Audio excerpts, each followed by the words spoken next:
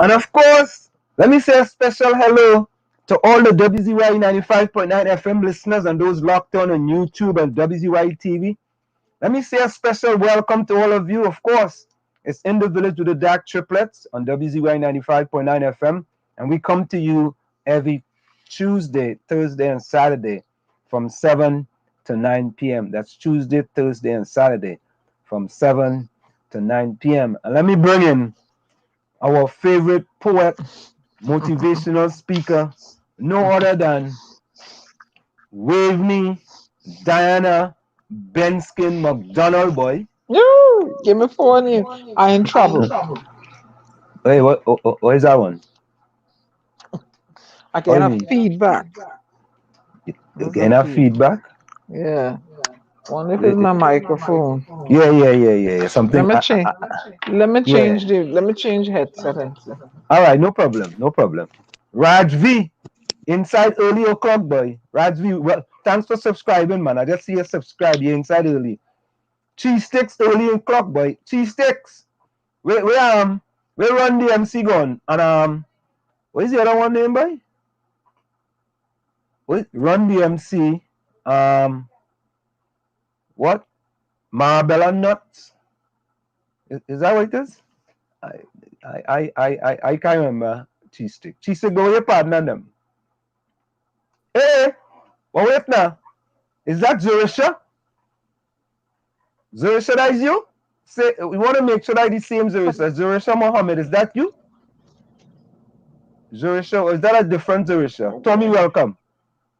Hey, good afternoon, good evening. Good evening, family. It was a rough day for me, but I made it. Hey, but look now, Zerisha back in the mix, yes? Zerisha, where was? I know. But we miss you. Hey, Lana come through. Lana in the house too, yes? Live on direct by Zerisha, Lana, cheese sticks. Where breadsticks? Is 𝗵𝗶𝘀𝗃𝗃 joining us tonight? You know? Oh God. Well, yes. So tell me, where's the latest, boy? Oh, Lord, boss.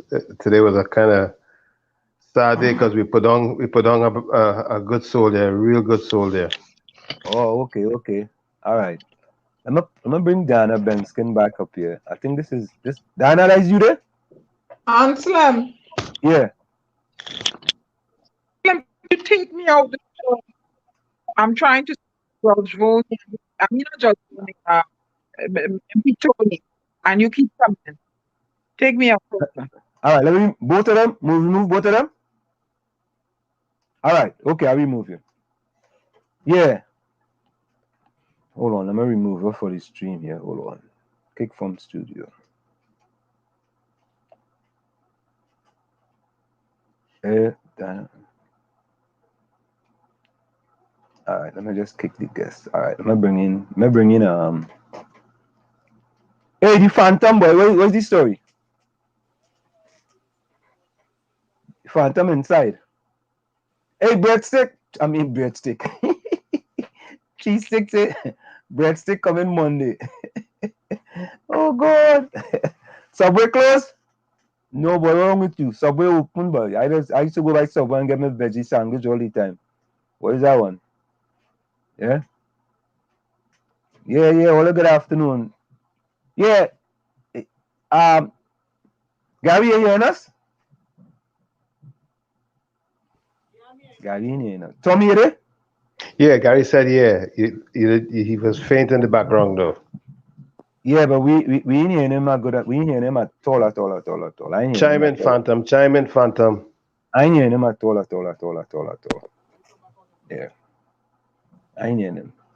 But anyway, let me get going. Yeah, boy, Tommy. It's you and me now, boy. It's you and I, Tommy, boy. The storm coming in, don't worry. The storm is coming. I hear the thunder. I hear the thunder. I saw the lightning. Boy, we had lightning, boy. I getting ready to go and run me 6 miles. You know what I mean? And thunder and lightning, boy. And the time boy and Slim, don't take that chance, you know. Don't go and run. It's thunder and lightning, you know. Don't take the chance.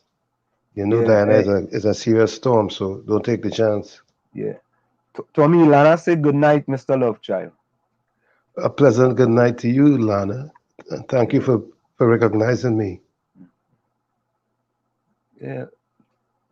Lana, yes, put tomato choker. I don't know. I really don't know what. I don't know what cheese sticks.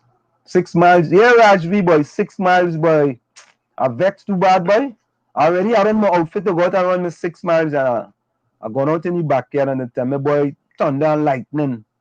And you know when thunder come and lightning come, you have to wait about half an hour before you actually go out to do anything. You know, that's how we just do it here in the United States of America. Yeah, Tom. Yep. Yeah. Gary, welcome. Gary, your mic ain't working, Brad. Yeah, Gary, I think you borrow a mic from somewhere. I think it's the old mic I used to have. So today, all kind of thing happening in Trinidad. The borders open, right? And we had many things going on. Yesterday we had the 2 boats were coming to Trinidad. We had also we had today I want to play this one. I want to find out something, Tommy. Go ahead. Who's the Minister of National Security in Trinidad and Tobago? You know what? Your guess is as good as mine. Not Skate, boy. Not Skate. Welcome. You know, I want somebody to help me in the chat, please. Who's the Minister of National Security in Trinidad and Tobago? Who's the Minister of National Security? Raj, we say in 2 weeks you go hear about Delta. Yeah, we go hear about Delta, and it wouldn't be the airline. Somebody put in the chat. What, the Wolverine, boy? Wolverine, where are you joining us from? Also,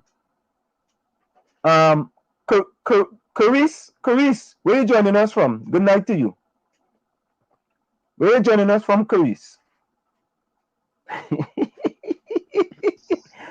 God. Oh, God. Okay.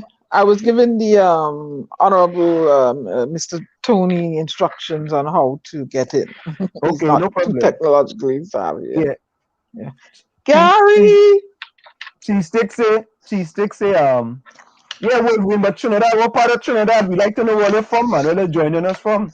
You see who I No. find? You see we find Zerisha. Yeah, boy. Not skate say G thanks Wall Street. Not skate because we like to welcome people. Somebody put the new Minister of National Security, 𝗧𝘂𝗲𝗄𝐻𝑆. Oh God. I can't believe You know. that. That's Careers, where you joining us the from? outside child? Yeah. Hey, Careers. Storm. South, what part of South? What part of South? Palmis. Oh yeah, Palmis, yeah boy. You know where Palmis is? Huh? You only know 𝗪𝗪𝘀𝗃𝗃 and 𝗵𝗂𝗪𝗃. That's you. You know where Palmis is? I's a Bajan, I know where Palmis is. Of course I know where Palmis is.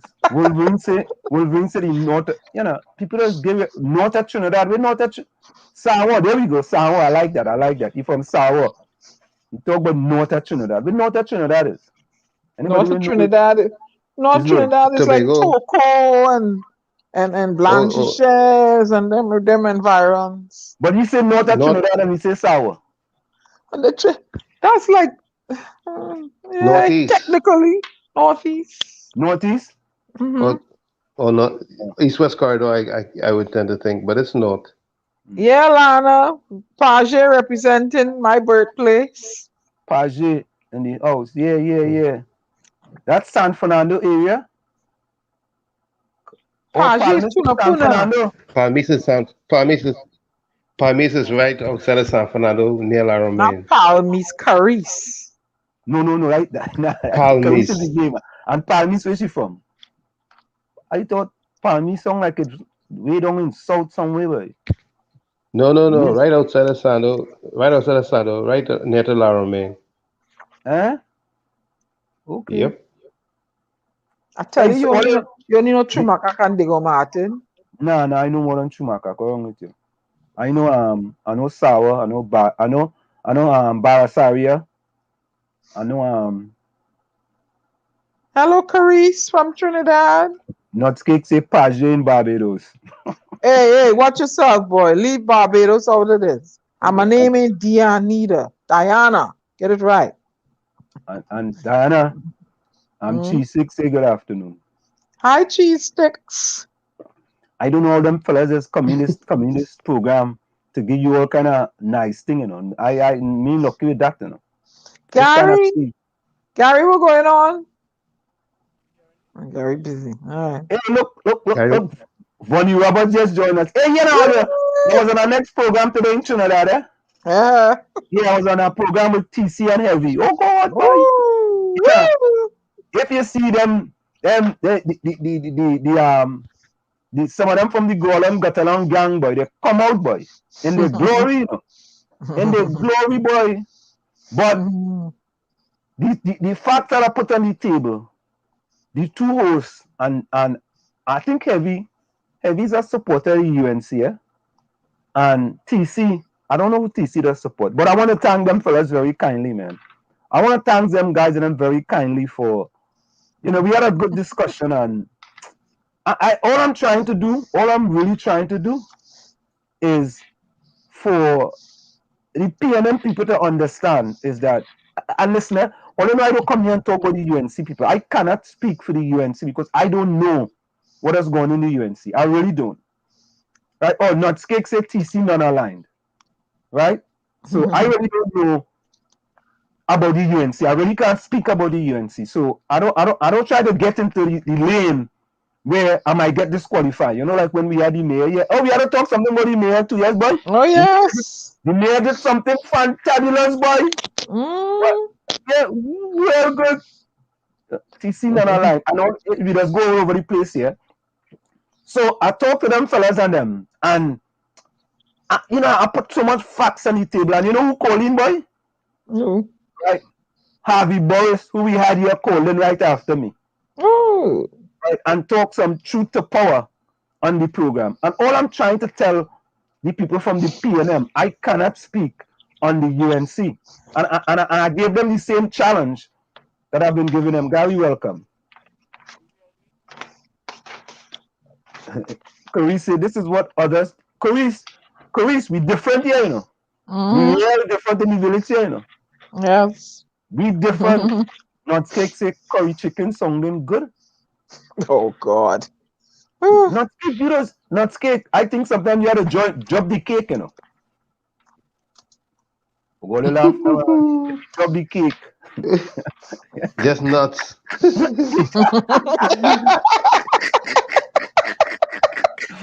Oh, no. Yeah. Not cake living sentence. Not cake. So we want to make a living sentence. Yeah, I go in the chat and I go just delete the cake.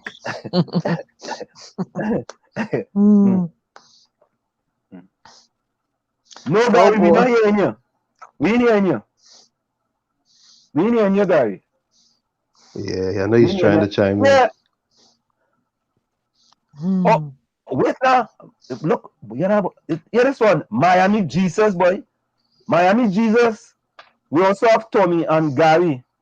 And Sam Diana, special good evening to you both. Miami Jesus, I don't want to guess Good it, but evening. are you from Miami? Oh, my God. Yeah. So, Miami, if there's a Miami Jesus, is there a Miami God too? Oh. Huh? I hope it didn't have a devil there. Huh? I hope it didn't have a devil too. Oh, no. Oh, okay. All right. Passad, welcome. Miami Jesus, exactly where you're joining us from. Not cake say, Lana says she want to change her name to curry chicken now. So I say it's sounding good. Curry chicken now. Zarisha! Look, Zarisha! There's Zarisha inside, boy. Zarisha, boy. What? Zarisha back inside. Zarisha! Long time I ain't see her. Zarisha have to close the show tonight. Yeah, Diana, what is that one there? Miami Jesus say from Miami. Jesus. No, he pronounced it Miami Jesus. Oh, hey, my bad. I apologize. I humbly apologize. It's Jesus. Wait. Miami Jesus. I does pronounce it.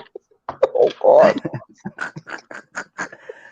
Hey, Linda, welcome as well. Linda Gibson in the house. I don't know, we had to go through all these superlatives before we get to the program, eh? We live different in the village, you know what I mean? But Carice says, Lana, those politicians can't answer questions. They just get frustrated. Oh, Lord. Oh, Lord. Look who just look the name of somebody that just I don't even want to go there. What is that one, boy? From Toronto? Want to see that one? I ain't even going there. I ain't even going there. Rolly, where you from? Rolly. I feel Rolly make up that name just for this program. You know? I feel so. Rolly, where you from? Well, it don't matter where you're from in the village now. You walk in the village, right? Say in Toronto, Canada. All right. What kind of name is that? Welcome to the village. Yeah. Oh, all them people welcoming. And Linda Gibson say, what kind of name is that? Yeah, what kind of name is that? Where you get our name, boy? Cheese Sticks welcome him. Carice welcome him. Lana welcome. Oh, God, boy, partner. What? Boy, yeah, you're good. You're good. Let me bring you Gary here. Yeah. How about now? You guys hearing me? Yes, Phantom, you're inside. Hey, you gotta get rid of that shiny phone, boy. Shiny phone. Tommy, let him phone. Good thing, no cheap thing, no good. You buy that phone in Trinidad. You buy that phone in Trinidad. Oh. All right. So all your let's go quickly, yeah, because Yeah. we have the man himself in the village in the background. So let's take him right here. We're not gonna waste any What? time. What? Mm. My partner. Yeah, Yes. yeah, yeah. Oh, one of our favorite boys, no other than Oh, Chief Judge Mr. he look, Herbert Volney, sir. Yes, How are you doing, indeed. sir? he look Section like 34. Justice Mr. Volney. Section 34. Oh Brad Boys. my! It don't go beyond that. Yeah. When them people ask you a question, I wasn't gonna ask you no question about that, you know. I dropped that long time. I thought you already take care of that. I didn't want to go back to that, don't go that road again. Now Right? we still have some who want to go there. Yeah. And you know what? And I know they want to go there, you have no problem going there with them. Right? But I have one thing to say. Let's move on. Let's move on. We have other things to talk about. Yeah. Yeah, we have plenty things to talk about. Plenty things. Yeah. by the way, sir, a lot of people are wishing you good night in the village on the chat. Thank you. I could do with that. I could do with it. It's a lovely day in Trinidad and Tobago. Lovely weather today. We have a fella here named Rowley, and he's saying hello. Oh, okay. Y'all will leave my prime minister alone, huh? No, he didn't. Wait now. All not suddenly become your prime minister. Now we prime minister too? Yeah, but like no matter what the man does, there have people who just want to lick him up, poor fellow. You sit up like when he was behind the bench. You sit like a real judge, poor fella. You know. Yeah, well, I have the distinction of being the last judge to drop licks on a rapist. You know, it's like the late Justice Conrad Douglas when he gave a guy 10 years for rape, and the guy was walking out smiling, and he called him back. He said, "Wait, come back. You like cat? 10 stroke with the 𝗃𝗃𝗃 in the ass." That's what we're talking about. After that, they banned the 𝗃𝗃𝗃𝗃. Yeah. Let me quickly say hello. Welcome to Linda Gibson. Linda, welcome. 𝗃𝗃𝗃𝗃, welcome as well. Albert Montano, welcome. Rowley, welcome. Manny Jesus, welcome. Yeah, if Judge Volney, in this chat here, we have some real name, eh? Yeah, we are named like cheese sticks. Not we are cake. named like Not cake. Not cake. We are named like breadcrumbs. Well, I have a name too, you know. What's your name? Brad Boys. Oh no! Oh no!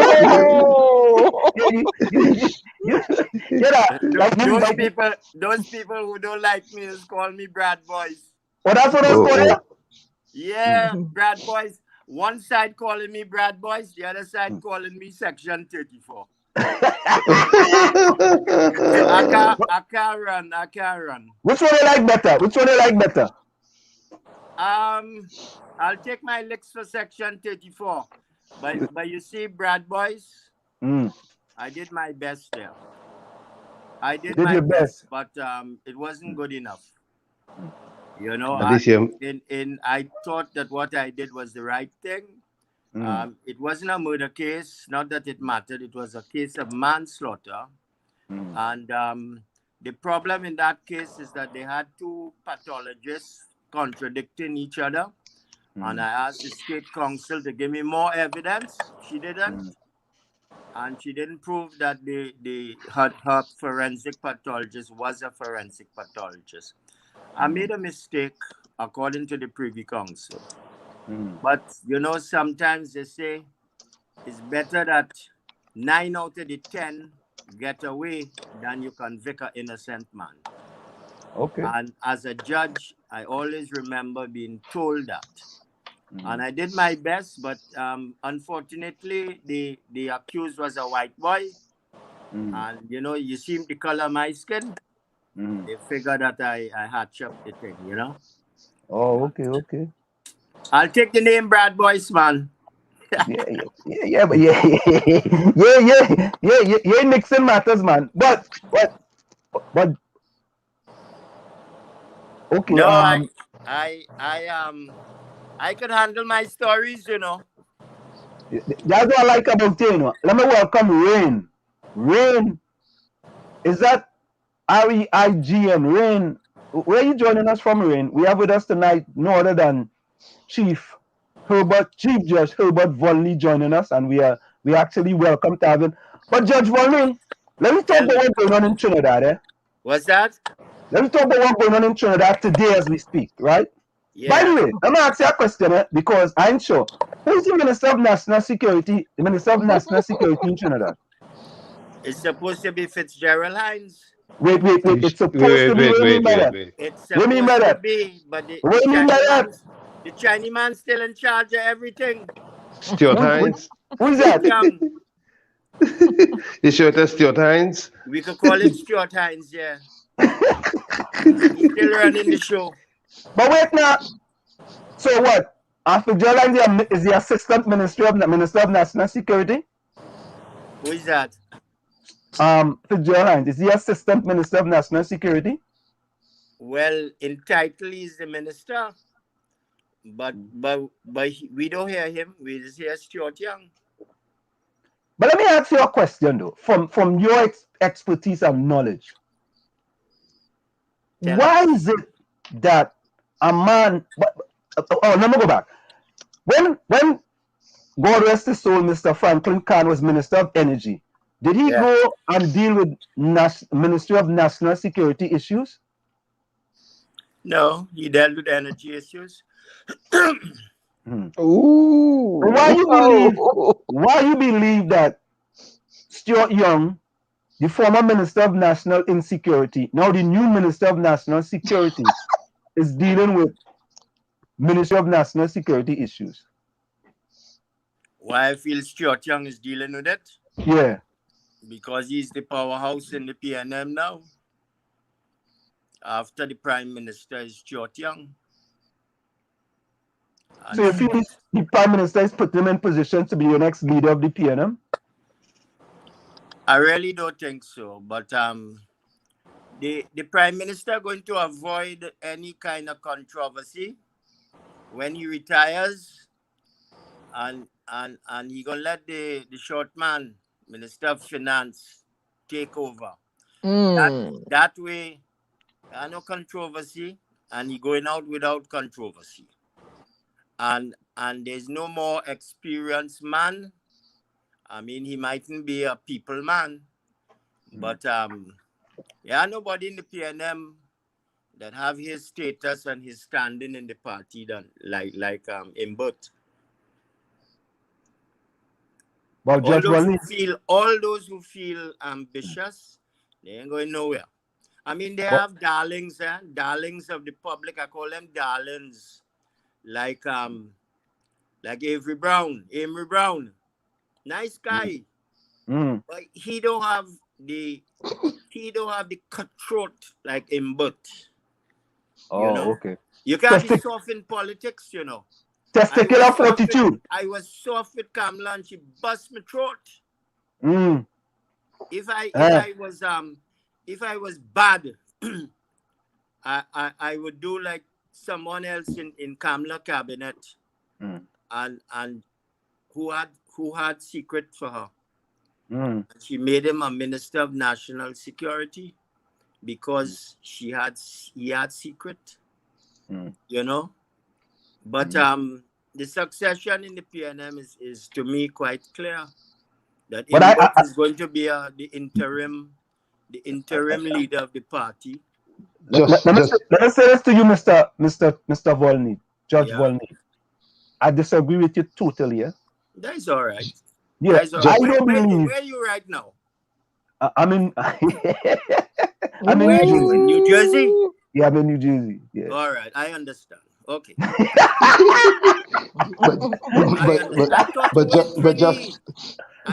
but Justice Volney. You know what you're talking about. You ought to be on the Justice ground Volney. to read the sign of the times, you know. You can't stay in New Jersey and look to contradict the judge on that. You're mad or what? But Judge Volney, but I have inside sources too. I could be wrong. Listen, I have inside. The guys are PNM supporter a long time. I have inside sources too, you know. Don't forget that, you know. Them cold, man. You have to be on the ground to understand what's going on. No, I listen, I don't disagree with you that you have to be on the ground. I agree with you, but I have inside sources too.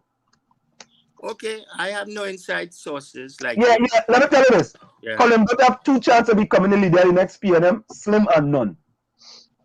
And okay. They just call me Slim. Okay. Yeah, you think Rowley going to the end of his 5-year term? Yeah. Huh? Yeah. He already said that this is his last term, right? Right. Yeah, correct. Okay. He ain't going to dump the PNM like that. He's going to give his successor a little 18 months as prime minister. You watch it. All right. Give that person who succeeds him an opportunity to keep the party in one piece. And who else inside of there can do that? No, not Colin Butler. I'm sorry to tell you. Let me tell you something now. Toney still like white people, you know. Oh, Lord. Oh, no. Let me tell you something. You just go in them hotel, and who you think coming out of the room with them, Venny? It's Toney. They like white meat. Judge Volney, I wouldn't be surprised if 1 or 2 of you have white wives. Nah, let me tell you this. My wife from Mento Ali Laventel. Well, you are an exception. Maybe 1 or 2. But Tommy has a black wife too. To America and come back. That's right. And my husband is a Jamaican, a black Jamaican.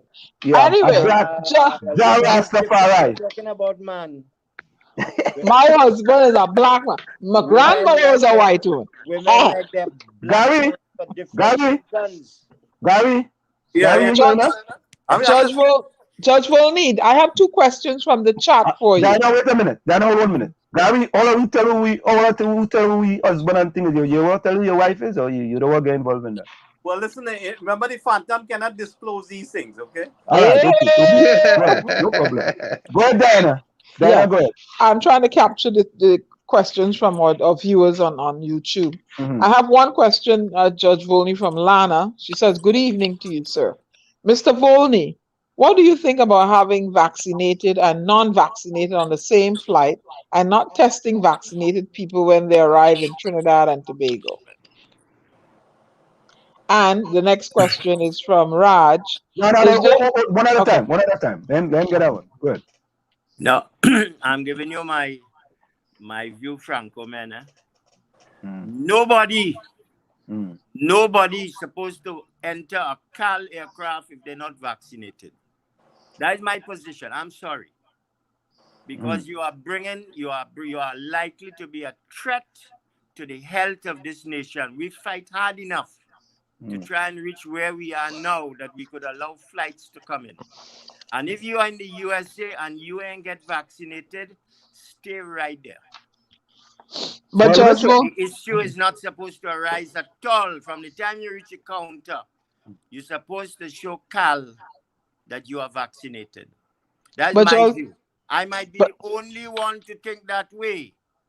But you see, it may become necessary in this country for everybody to be mandated to be vaccinated.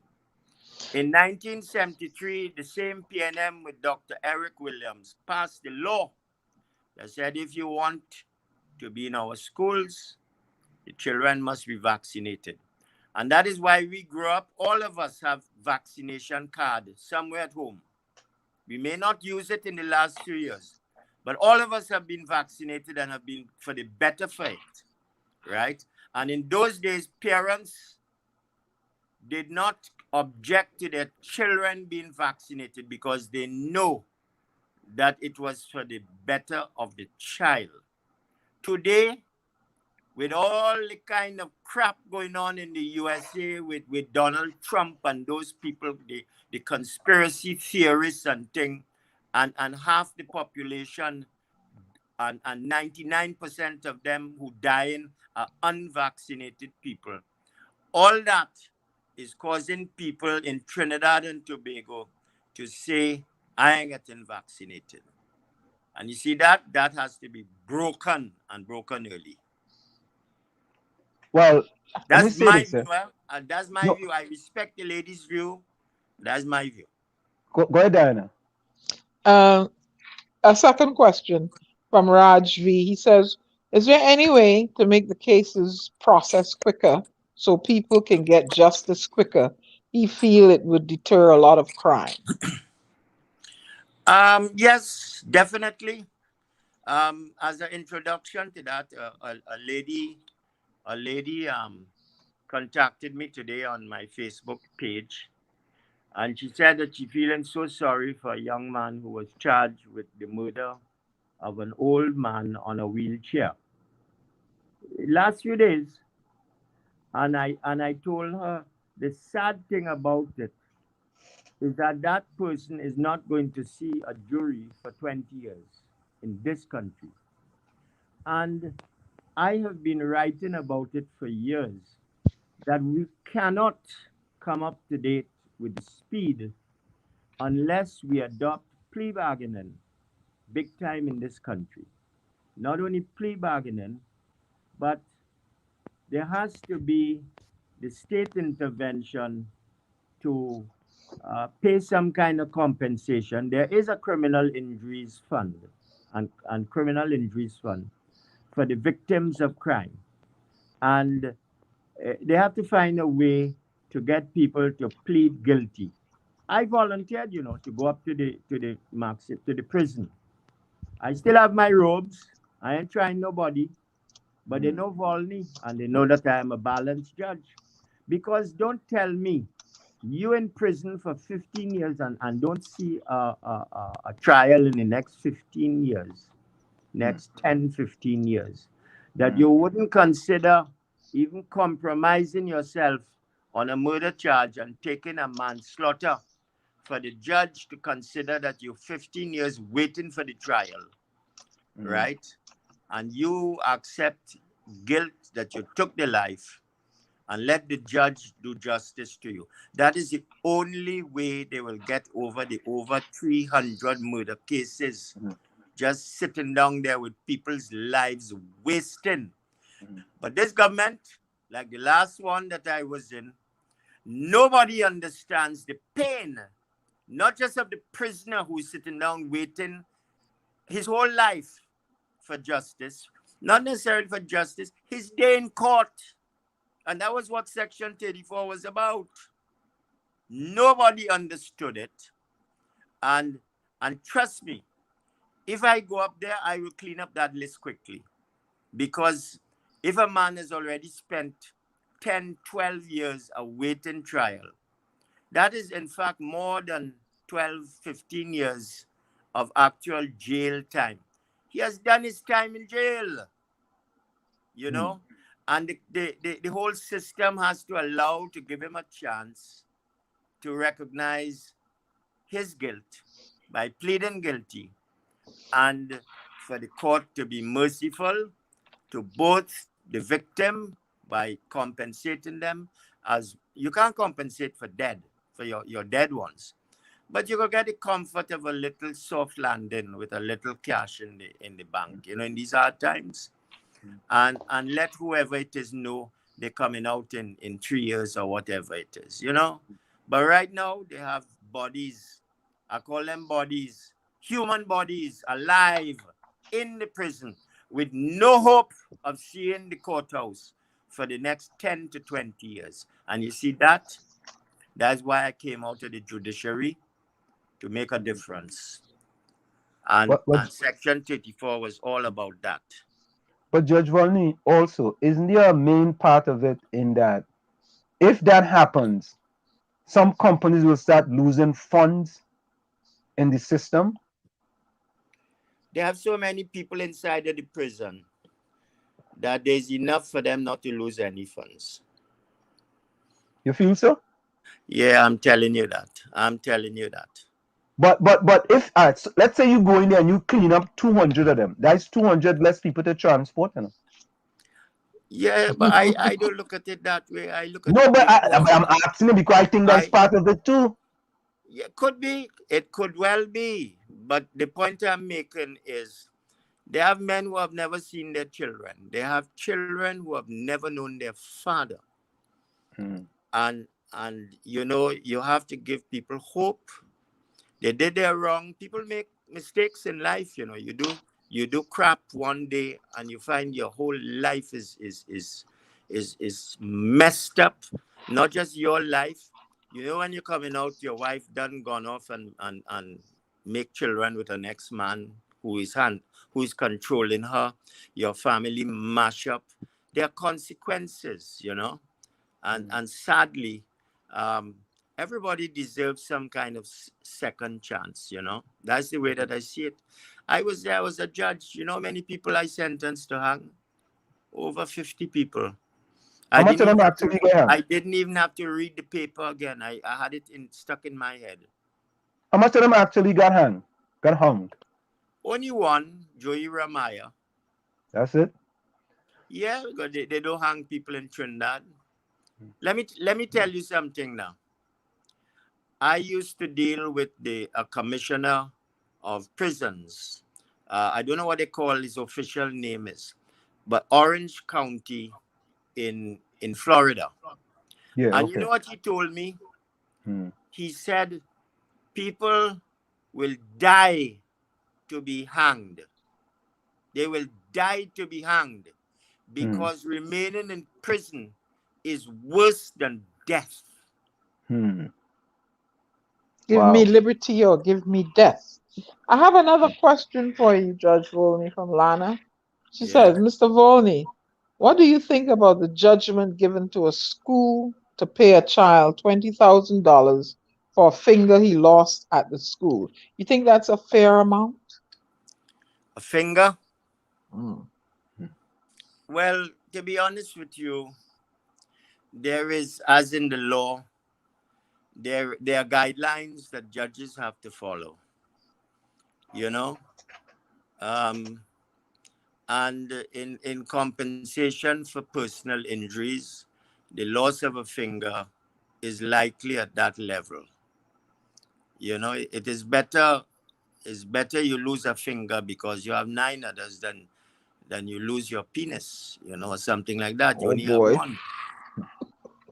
So the loss of a penis will attract more than the loss of a finger, because you have 9 others. I have a question for Judge Volney. Go ahead.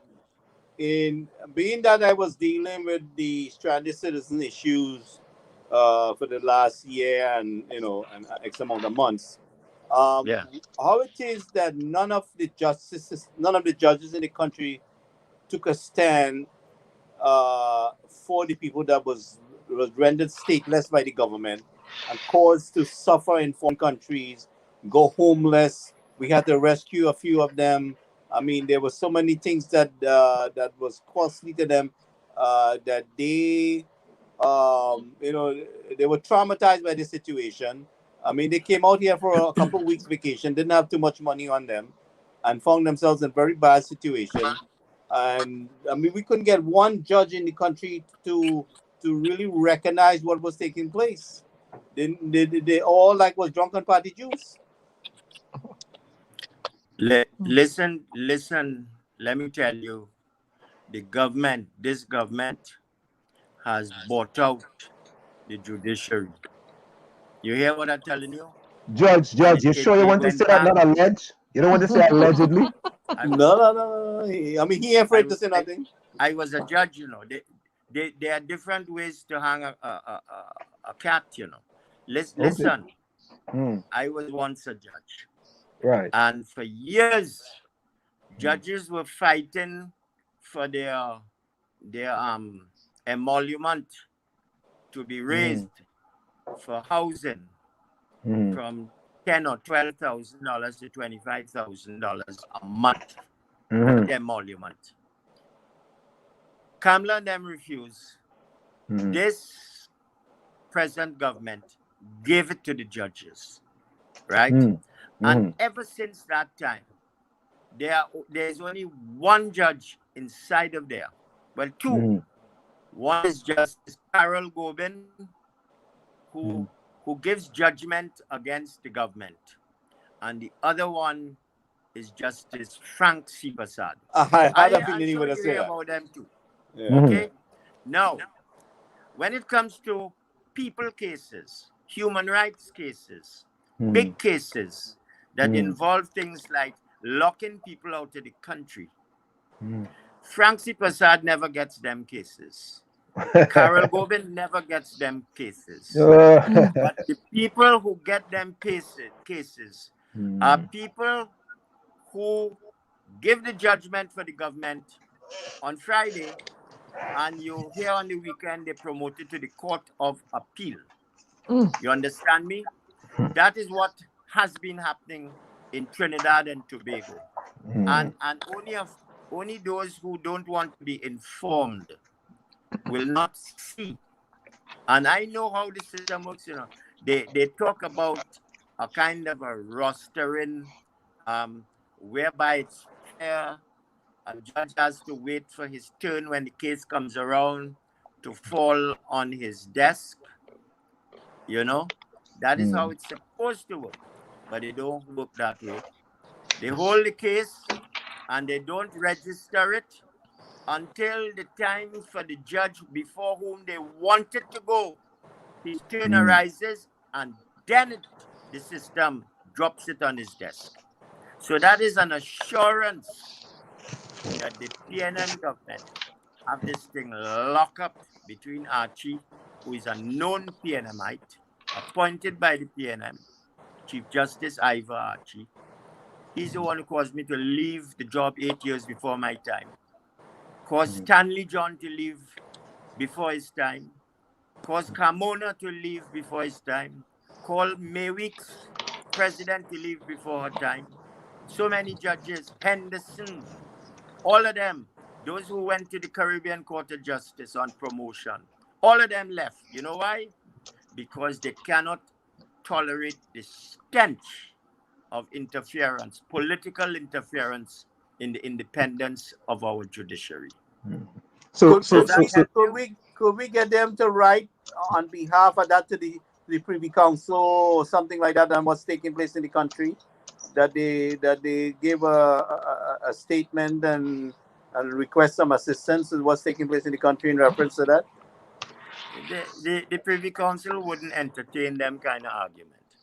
Oh. The Privy Council will not entertain. The Privy Council deals with legal arguments. But there are a couple of cases. One of them was on the point of the shutting out of people out of the country. Let me tell you something that even in the Caribbean, under the revised Treaty of Chaguaramas, there is freedom of movement, unfettered, unhindered. And in the reservation, it even refers to public health measures is not a reason, right, to keep people from entering and leaving Trinidad and Tobago as they please, unless they are declared persona non grata. But the Trinidadian people, they're not litigious like in the days when Ramesh Maharaj and these people were big in human rights things. And when you had strong judges like Dayal Singh and those others, Clinton Bernard, and those are strong judges, Jim Davis, people who could decide cases based on the Constitution. Right now, you don't have that. You have a set of children inside of there looking for promotion ahead of everybody else. I couldn't tolerate that. I left to make a difference. and I was moving too fast. And if So, I so Mr. Volney, someone said you on social media recently that the tide is turning on the east-west corridor. That's a question. So, I Mr. said that. You said on social media recently that the tide is turning on the east-west corridor. I guess they want to know what do you mean by that. No, somebody was talking about change, and I said, as far as I'm concerned, the change is the weather. The weather is changing, because from where I live, I could see the clouds, good. But let me tell you something. Apart from what I have said, all right, there is enough fireworks, enough fodder that people can bring about change in this country, especially along the Eastern Main Road. But you need good advocates to litigate that change. And you see, right now, people don't want to see the face of the UNC along the East-West corridor. They may not go out and vote for the PNM this next rounds, but they don't want to see the face of the UNC. And why is that? Why is that? Why is that? They don't trust Kamla. So they want to change of leadership. They want to change the leadership. It all goes back to her leadership. Kamla knew of the corruption. The scent of corruption from those days is still strong. And she knew about it. I brought a certain corruption thing that I know of to her attention. And she did nothing about it for till the end of her term. And when in the, not this election before, she still put the man back up, to run for one of her safe seats. So people know Kamla. People know Kamla along the East-West corridor. And trust me, you see the thing about the East-West corridor, as you would appreciate, there are a lot of Catholic churches, a lot of Catholic schools. And the most balanced voters that you can get are the Anglicans and the Catholics, and to a certain extent, the Muslims, right? And those people are well educated because of the number of schools there are along the East-West corridor. You just look, every corner you see in a Catholic school. No, that's right. Primary, that's right. Secondary, all along the corridor. And these people, they will vote for who is the best person at that particular time. I was typical of that. I went open and I supported Terence 𝗪𝗪𝐻 because I could not tolerate returning Kamla Persad to power. And the person that the UNC put up, he was very arrogant. Even when he lost, he didn't want to accept his loss. He reminds me of Donald Trump, Can't take loss. So Mr. Volney, could it be possible that why you are like this is because of what Kamla Persad Processor did to you? That you feel, because the reason why I ask is that people are saying the same thing about me, right? Because now I am speaking out about the ills that I see is happening within the PNM, and people are saying somehow I'm a disgruntled person with respect to the PNM. Because there's only a few people who will say that, man. Because once you speak truth to power, people will recognize you're speaking the truth. Thank you. I appreciate that. I would have think that she would have listened to a man of your caliber and your expertise instead of going in the direction that she did. I was very disappointed. I mean, as much as we kind of rant out from the outside here for she to listen to you, it didn't happen. And I guess some people get drunk with power. They get drunk with Grey Goose. They put it in a Blue Waters bottle. So how you know that? Them drinking Blue Waters water. Judge Volney. Judge Volney. Afterwards, that's a low blow. But I want to how you know that? How you know that? I know. How you know? Because I once went to a party. Yes. And she was there. Okay. And it's only one person used to hand her that Blue Waters bottle. And I say, this woman was drinking water all night long. And then after a while, I say, but that water couldn't be getting her high like that. And then I realized, Judge Volney, look my water. See my water? It was the goose. Look my water. Toney, I know a lot of things, you know. Yeah. I know a lot of things. Top of the hour. I still have Mark I could bust on Kamla, you know. But listen, Judge Volney, we want you to hold that thought, right? When we come back. When we come back, folks, it's in the village with the 𝗃𝗃𝗃𝗃 and WZYE 95.9 FM. We have with us the renowned Judge Herbert Volney. And when we come back, he's gonna bust a Mark. I didn't say that. I didn't say that. I want to focus back on the legality around the exemption and the border closure. Gary, remember we're gonna have we have someone hanging in the background, right? Okay. We're going to quick break. We'll be right back. You're listening to WZYE 95.9 FM. You are listening to WZYE 95.9 FM, the most influential name in Caribbean radio in the tri-state area. Broadcasting from East Orange, New Jersey, the most influential name in Caribbean radio, WZYE 95.9 FM. And of course, we are back. It is in the village with the 𝗃𝗃𝗃𝗃 and WZYE 95.9 with the FM. And we have with us, making a appearance with us here on In the Village with the 𝗃𝗃𝗃𝗃 and WZYE 95.9 FM, no other than Judge Volney. But Judge Volney, before you go on, I wanted to talk a little bit about the new initiative that you're having, because we appreciate you coming on the program. So just tell the people a little bit about that initiative that you're going to be embarking on soon. Okay. Well, you might know that or you may not know. I know. I spent much of my youth growing up in the island of Dominica.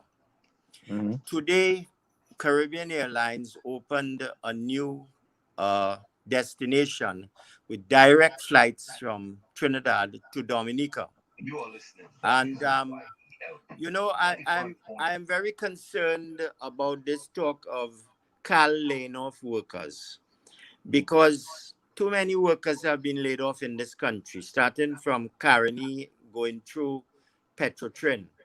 And I felt that if I could do something to get our people, rather than travel to Orlando, to the white people's country, to spend their money and to learn about Caribbean islands. And Dominica is not one of those countries people are accustomed going to.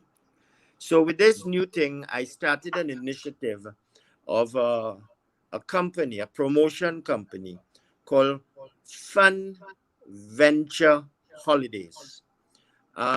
We are going up with our website this weekend, but I do have on Facebook the Fun Venture page, in which I offer very good packages for people not only from Trinidad, but people from the USA or wherever it is who wouldn't mind trying something different, bathing in the rivers and all that kind of thing. And hopefully I will help Carl to fill seats. That is basically my initiative. Judge Volney, thank you so much. We really appreciate you. And we just want to know that we thank you for your time. So it's more important for us also for something like this. And I told you before, we here at WZYE will work with you in order to assist you with that venture here in the United States of America. So go ahead and bust the mark now. Bust the mark. No, Mark. All I could tell you is that there was a minister. Okay. I ain't calling no names. All right, don't call no names. But the former government, before the UNC, had owed this company money, okay? Like, I think it was 20 million for certain goods that were provided. And the owner, who is my good friend, who had helped me in the constituency with donations to help the poor, brought it to my attention that this minister, in order for him to get his money, looked to impose a 10% or $2 million fine a bribe, so to speak, for him to get his money. And he paid the minister in cash. He took pictures of it, and then the minister organized for him to be paid his money. How much he paid him? How much was the cash? He paid $2 million in cash to the minister. $2 million in cash? I brought it in cash, blue notes. I brought it to the attention of the Prime Minister. And rather than fire him, she not only kept him on, but she put him up to run again in the election that followed. And when that happened, I realized why it is 𝗪𝗲 was kicked out of office, because people know the woman for what she is. Well, folks, there you have it here. I don't have to say no more. We have Judge Volney. I mean, I don't think... In this case, you could call me former Minister of Justice, not Judge Volney. Because I was political post, I was in the bosom of the government. Justice Volney. She fired me. I told her, if you fire me over Section 34, you're going to make a matter of me, and you will bring down your own government. And that woman didn't have the political sense to listen to what I said. But everybody voted on this. People hammered her during the election. If she had left me alone to do my work, that would have blown away like a 10-day wonder in Trinidad. Somebody said something about... Go ahead. Justice Volney, based on all the shenanigans that has been happening in the politics of Trinidad over the last 11 years, don't you think it's time and that Trinidad is ready for some new political directives? Of course. Of course. But the good people have no balls. You have to have balls, and you have to have guts to be in politics. Yeah. Testicular fortitude is the same thing, right? Right, Judge Volney? Testicular fortitude is the same thing, right? What do you think?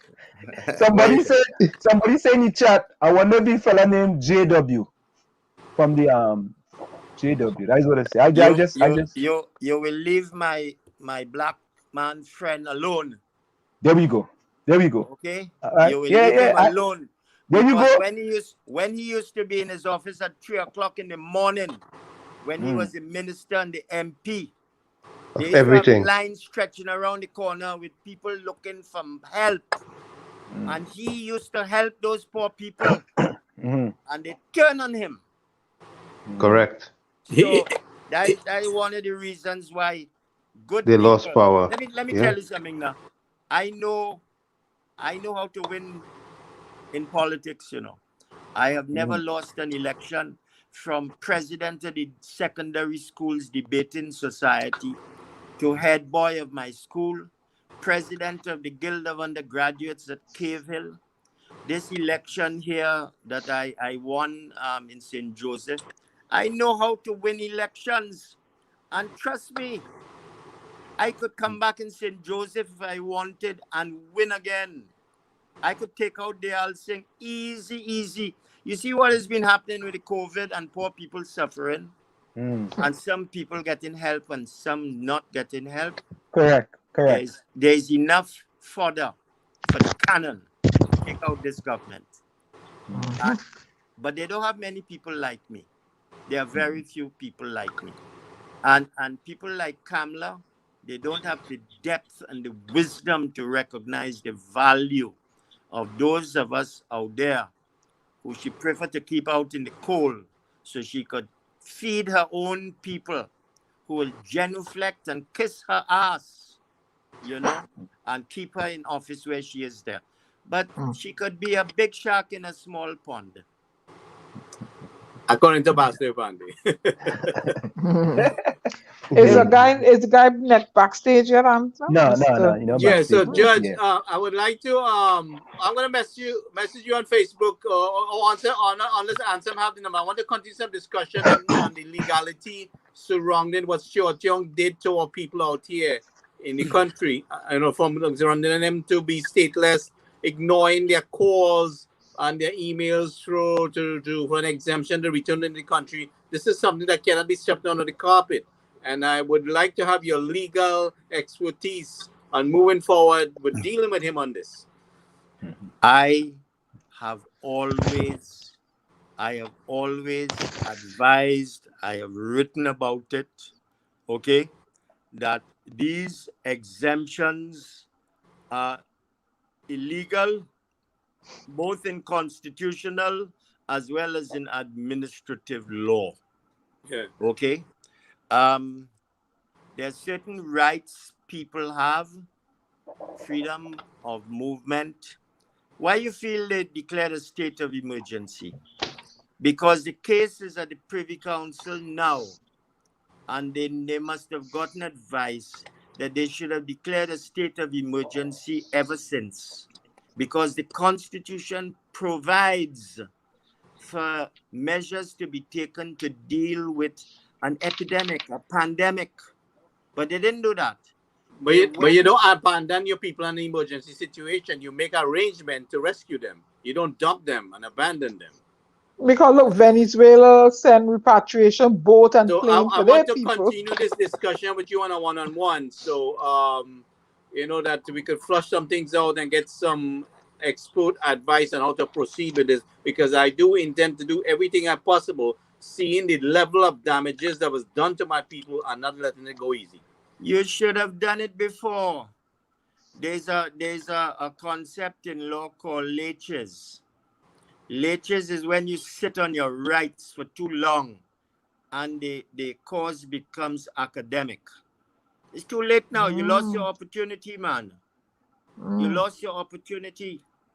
But clearly, the Privy Council is still to rule on two cases that have found their way up there with the former Attorney General, Ram Logan. Yeah. Well, we brought him in. We brought him in for his assistance, but not many people. The government did some good scare tactics in scaring people off to run away because they won't get the exemption. The national security was chastising people when they call about their exemption when they didn't get through, and telling them how they filed a case and they should consider dropping. They gave everybody exemption to leave, you know, but they didn't assure them that they could come back. Yeah, but I'm talking about people who left before the exemption process. Before they left before the exemption was put in place. These were people already outside the country, and they were emailing for months and they wasn't getting through. And I took it upon myself to advocate on their behalf. And I know I gotta enlighten you more on it off the air so we can discuss the issue. So I know of your cause. I know of your cause, but as I say, it's academic now. And the court's going to take you out with laches. So Judge Volney, somebody says, I went before Mr. Volney in a court of law, and he was so rough to me. My knees buckled up, and I almost pee myself. You have people peeing in your court, man. What can I judge us? That is a lie. Nobody ever pee in my court. No, she says she almost pees herself. Okay. Almost. And Ansem, he said he never lost a debate from primary school. He never went up against me. Yeah, you never went up against the storm, man. No. All right. And I wouldn't want to. Oh, so Judge Volney, I'm an old man now. You see the beard getting like chalk dust. No, you would not even in your young day. You wouldn't stand a chance with me, Judge Volney. Trust me. No, I couldn't stand a chance with you. You're crazy. I wouldn't. I pick my fights, you know. And I'm a hair train me well. Judge Volney. Yeah. Right. Let me ask you a question. Right. Think about this. Right. We have opened the borders today. Right. Which we think here is a fantabulous thing for the government of Trinidad and Tobago after almost 2 years of locking out people. For the people. Yeah. Right. So But think about it this way, right? The Delta variant is the most dangerous variant of all. We locked our borders when we were saying that regular COVID-19, these people coming from foreign will bring back regular COVID-19. And we were following the science. What is the science now that the People's National Movement, current government, is following with respect to opening the borders at this point in time? The problem is not the border, you know, because to come in, you have to pass the counter, the CAL counter in New York to get on the plane. And they have put in place things so that you're not supposed to be able to get through. I mean, I would have been even sterner. I would have said no vax, no come, no plane for you. I would have been sterner. Because don't tell me you can get a vaccination, the best Pfizer or one of them vaccine at any street corner where you all live up there, and you refuse to take it. And the science today, as you would appreciate, all them people dying in Alabama and them places, Mississippi, you know, all those people who are dying and who are filling up hospitals, those who are not vaccinated, I don't mind, you know. They could die as far as I'm concerned because all of them are white Republicans, you know. Let them die to make it easier for a black man to make a shilling in Mississippi. You understand? They could die. Don't take the vaccination and die. I have no problem with that. But when it comes to Trinidadians with this new variant, deciding that they want to come back home and they refuse to take the vaccination, sorry, let them dead too. You cannot bring back this Delta thing in our country. Whether you are a citizen or not, you cannot and you should not be allowed to risk bringing it back. And those who get through because they're unvaccinated and they have a PCR test, when they reach here, let them take the 14 days in quarantine where they get fed bread and butter like in prison, you know, because they're stupid. They're coming back here to bring the variant. We don't want the variant here, but that is not why this country has this bad outbreak, you know. It is because this stupid Minister of Health doesn't realize that when you test people and they come up positive, you cannot leave them in their home. You have to take them and put them in quarantine. That's what the quarantine law says. You leave them in the house and they spread it in the house and they spread it in the community. And it's only when they're ready to dead, they call the ambulance to bring them in the hospital, hook them up on a ventilator and declare them dead 2 days afterwards. That is the reason why this country can't get over the thing. Not the airport. The airport is the least of the problem. And now the government has bought some new Navy, new Coast Guard boats. They're going to real lock down the Venezuelan border down there. They're going to real lock it down. So nothing coming from Venezuela. You know, nobody from Venezuela want to come to Trinidad now. Do you know today 700 Venis? Yeah. We had a video with that. Went back to Venezuela. Yeah, you know, you see that anytime Venezuela want to go back to Venezuela, things bad. That's bad. Things bad. You know, them Venezuelans see bankruptcy coming and they say, boy, how you say I out here in Spanish? How you say adios. Adios, boy. Adios. Yeah. But Judge Volney, one thing I want to say about though, I think you may be somewhat misguided with respect to the people who are living out there and who have been exiled and stranded for such a long time, in that they didn't have no Delta variant at that point in time. It was just regular COVID-19. And the government locked them out. It is killed. Look how many people got killed in New Jersey. Well, wait a minute. Look how many died in New Jersey and New York. Anselm, just check. Anyone in the back yet, or should I go out and let me go? Let me go out and come back. Yeah, Judge Volney. And what it is that it shows me, is that the science the government was telling all you was a misguided science. It was a fearful science to put fear into the people of Trinidad and Tobago that all these people coming back home will be bringing a variant, and there was no data to back up that fearfulness that they was bringing. Just as now. Exactly, you're quite correct. You know, I have always maintained it, that the measures they took were not data driven. You had some doctors saying, you close down the border, you prevent people from going to work. But there was never any impact assessment analysis done by forensic people, no actuarial people. When you take a measure, you're supposed to weigh that measure against impact analysis, impact assessment analysis done by forensic scientists and actuarials. They never did that. And as a result, closing the beaches for what? There is absolutely nothing that the scientists, the doctors could say why the beach should be closed. Nothing. They just say, close it. Well, they put Tobagonians out of work. You know, right now it's school holidays. The children want to go to Tobago. There's no beach. I mean, that's why I'm supposed to do good with my little fun ventures thing to Dominica. Because if you fly up there, and it's only $369 now to go to Dominica round trip. If you go up there, you're on the beach right away.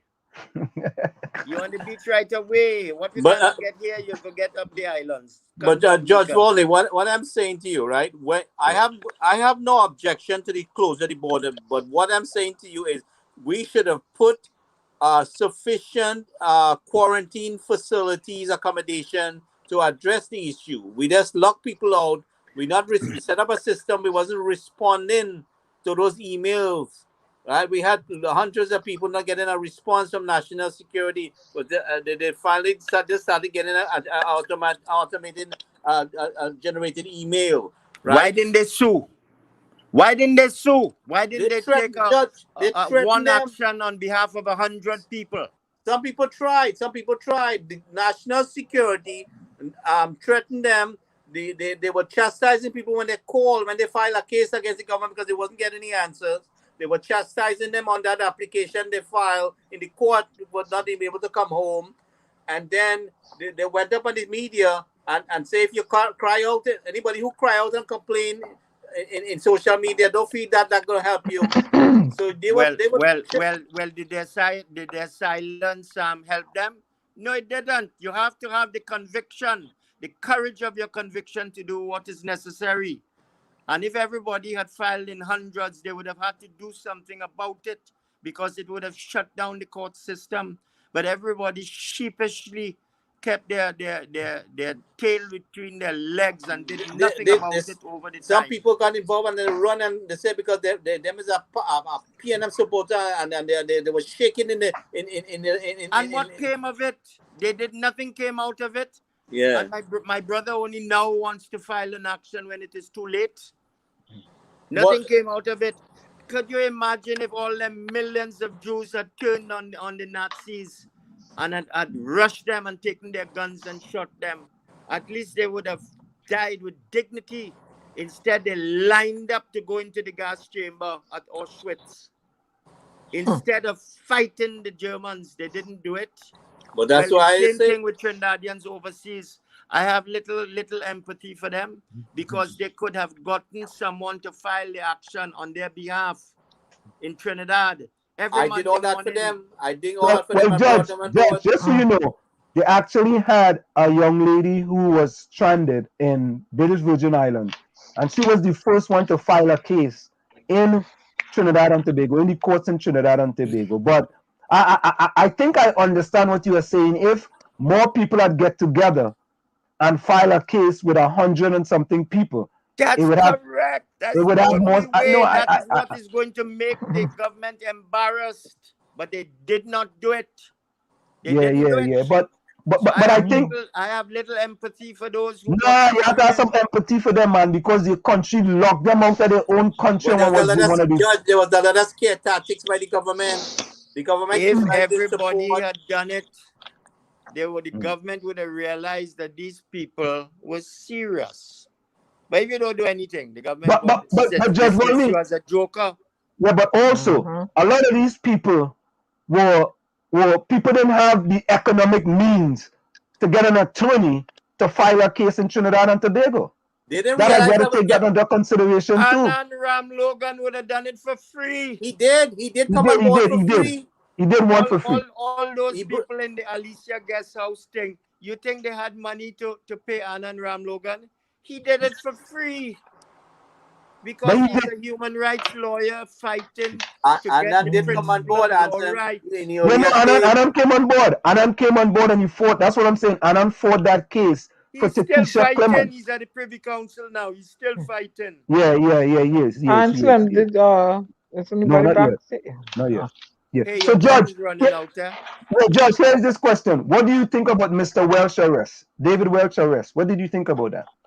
Well, I don't know the facts. At one point in time, I saw he had the mask on.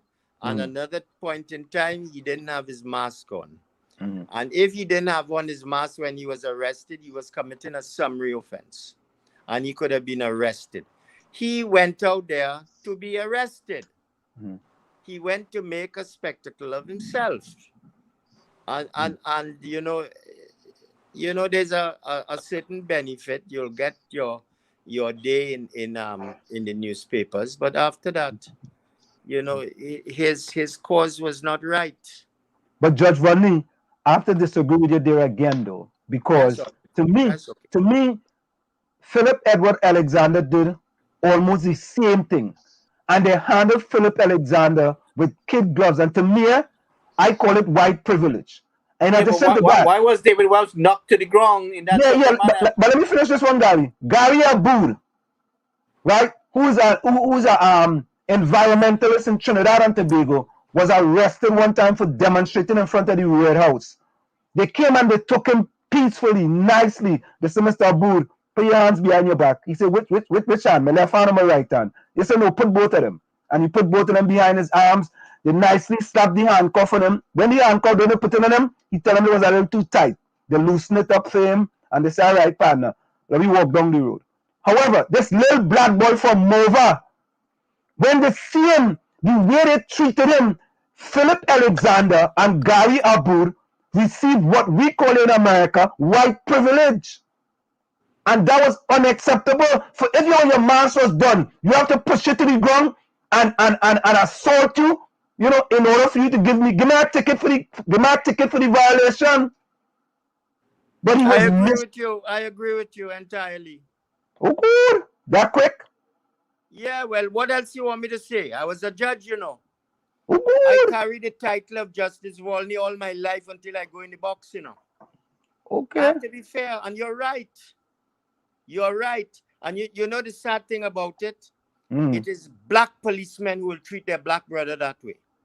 Correct is right. And they will have more respect for Philip Edward Alexander, whose mouth should be washed with blue soap. It stinks to the high heaven. Exactly. The man wants to be prime minister and his mouth so dirty. Nasty. Exactly. And Judge regard. Mind you, he has nice talks, huh? Oh God, he good, boy. He brilliant with that. He very good. He brilliant. He brilliant. I listen to him. I listen to him any day rather than Spock. That is and what's his name? Roberts. I will listen to Philip Alexander. Brilliant. He has his facts, huh? Brilliant. His mouth dirty. Yeah. Listen to this, and I will listen to Philip Alexander, and what I will do, I will take myself away from the messenger and listen to the message. Right. That's what I do. Yeah, you can't listen to the messenger, because you listen to the messenger, right? You will lose trend and you lose your mindset. You have to listen to the message. But Judge Volney, before you go, if you had to send a message to the Prime Minister of Trinidad and Tobago, what would be your message to the Prime Minister of Trinidad and Tobago? Oh God, ease up the poor people. Some of these measures are hard on the poor people. You know, let the little domestic worker go out and work. Let the esthetician go and do the little work in the spa. Let the cosmetologist go and see about and beautify the girls and them nails, you know, and the eyebrows. Let the hairdressers work. Let the barbers open the barber shop. It's small people, you know, and it's time for Rowley to start doing things for the small man. You opening KFC. Well, one thing I will give him credit with is he ain't interested in opening no bars now. Because to be honest with you, them bars making plenty money and they don't pay a damn cent in tax. Most of them. Right? Them doubles people making millions and don't pay a cent in tax. So when Dr. Rowley chooses who to open, he needs to start thinking of the poor people, especially the single mothers. The single mothers are the ones who put a nail on girls and making them nice and pretty for the boys to like, you know, and fix up their hair nice. And the guys who sit down in the barber have their barber shop. You know what a barber shop means to men? Where they go and talk. So when you close the barber shop, what are you doing? Open the things. Dr. Rowley, open the beaches. Those scientists, those so-called team of doctors, they have not told you why the beaches must remain closed. Okay? If it is that you, Dr. Rowley, had a problem because it had some zessa men on the beach playing their loud music and passing a joint from mouth to mouth, you know, and getting on drinking beers and thing and no social distancing, no mask, no nothing, and the spread of the virus to hit Tobago. Deal with the zessa man. Tell them you can't bring your music box within 500 meters of the beach. Keep them away. Those are the people who have created the problems. The little man and his family who go to Tobago and sit down on the beach and they're swimming in the water. Them ain't the problem. But the beaches are meant for those people, not for the other people who come and mess up the thing. Or as the Prime Minister say, jackass the beach. Dr. Rowley, read the people, man. Read the people. You're opening KFC. KFC, the best thing they could have done was close down them fast food outlet, so people will get a ease up from all that oil in their veins and their arteries. People were cooking. People learn to cook. Mr. Volney, we want to thank you so very kindly, man. It's always a pleasure. It was a pleasure to be with you all tonight. Thank you so very kindly, man. Anytime you want. Anytime. All right. I'll come Take back. care. All right. All right. Good night, New York, New Jersey, and the area. All right, man. Thank you so much. All right. All right. See, folks. Oh boy. We want to thank Judge Volney so much for joining us. Let me see if I could bring back in some people here. Let me bring back in Toney. And let me bring back in, hold on a minute. We got, let me see, kick from studio. Okay, let's bring in now Mr. Joseph Toney, former. Yes, Joseph Toney, good night to you and good night to all your listeners and viewers. Mr. Toney, we are happy. I'm not hearing you clearly at all. Oh, you're not hearing me clearly. Are you hearing me? Yes, I'm hearing you clearly. I'm hearing you clearly. I am barely hearing you. Okay. You think this is what to do? Go back out and come back into the system because it's your system. If you could just go back out, I'm gonna remove you and then come back in. Okay. Okay. Okay. All right. Let me do that. Let me remove you and then you're gonna come back. Then you're gonna just log back in. Okay. Let me do that. Okay. Hold on.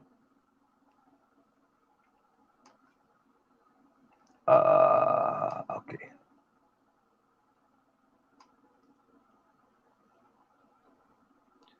Okay, here we go. All right, so Diana, we had to,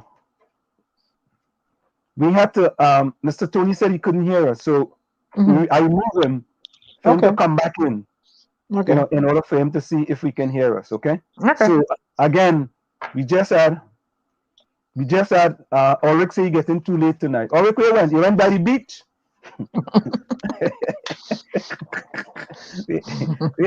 So listen, folks, I apologize. I mean, when you're getting some nice informative information from the judge, you know, you just have to kind of keep it going, you know. You see the information he give me, boy, $2 million in cash, boy. You see that? $2 million in cash, boy. Unbelievable. Yeah. Well, wait till they hear how much cash was passed under the PNM, then they're gonna be a little more unbelievable. Ooh, Gary. Let's go back to Ohoalarandes and all that thing. You hear how much cash was passed. You going back in the Stone Age, man. You going back. So Ulrich, of course, Ulrich, we want to send condolences to you and the family. Ulrich said he was in his father's wake, and thank that you can join us, Ulrich. We want to send condolences to you and the family as well. You know, we know when we have loyal people like you, Ulrich, you know, who join us here in the village, and we want all those who join us. You know, we want us to be our family, because we are family, going to agree and we're going to disagree. But at the end of the day, we want to stay a family. So Ulrich, condolences to you and your family, and we are glad that you are back here to join us. Let's add back Mr. Toney. Mr. Yes, Toney, welcome back. Now? Yes, we hear you loud and clear. I'm hearing you loud and clear as well, yes. How can... Right, so that's what we're going to talk about tonight. Well, you know, when we come into the village, right, this is In the Village to the Dark Triplets on WZYE 95.9 FM. The DAG is, that's DAG. We have a young lady by the name of Diana. You know, she's called the Storm. Then we have another gentleman by the name, the A is myself, I'm Anselm, and the G is Gary. And then we have another gentleman, we call him the Outside Child, but the ladies in the chat call him the Love Child. So, you know, that's who we have here, you know, in the village on WZYE 95.9 FM. And we have a set of loyal followers in the chat that may want to put questions to you as well. So, you know, we're going to, you know, play by ear depending on the questions we get from the chat. But Mr. Toney, I think the important thing that we wanted to talk about here, that, you know, you was the Minister of National Security back then when they had the coup in Trinidad and Tobago. Is that correct? No, that is not correct. Okay. I was a minister in the office of the Prime Minister. The Minister of National Security at that time was Mr. Selwyn Richardson. Oh, okay. All right. So what it is, that's okay. I looked up at the Parliament, and somehow they had you as Minister of National Security and Citizenship.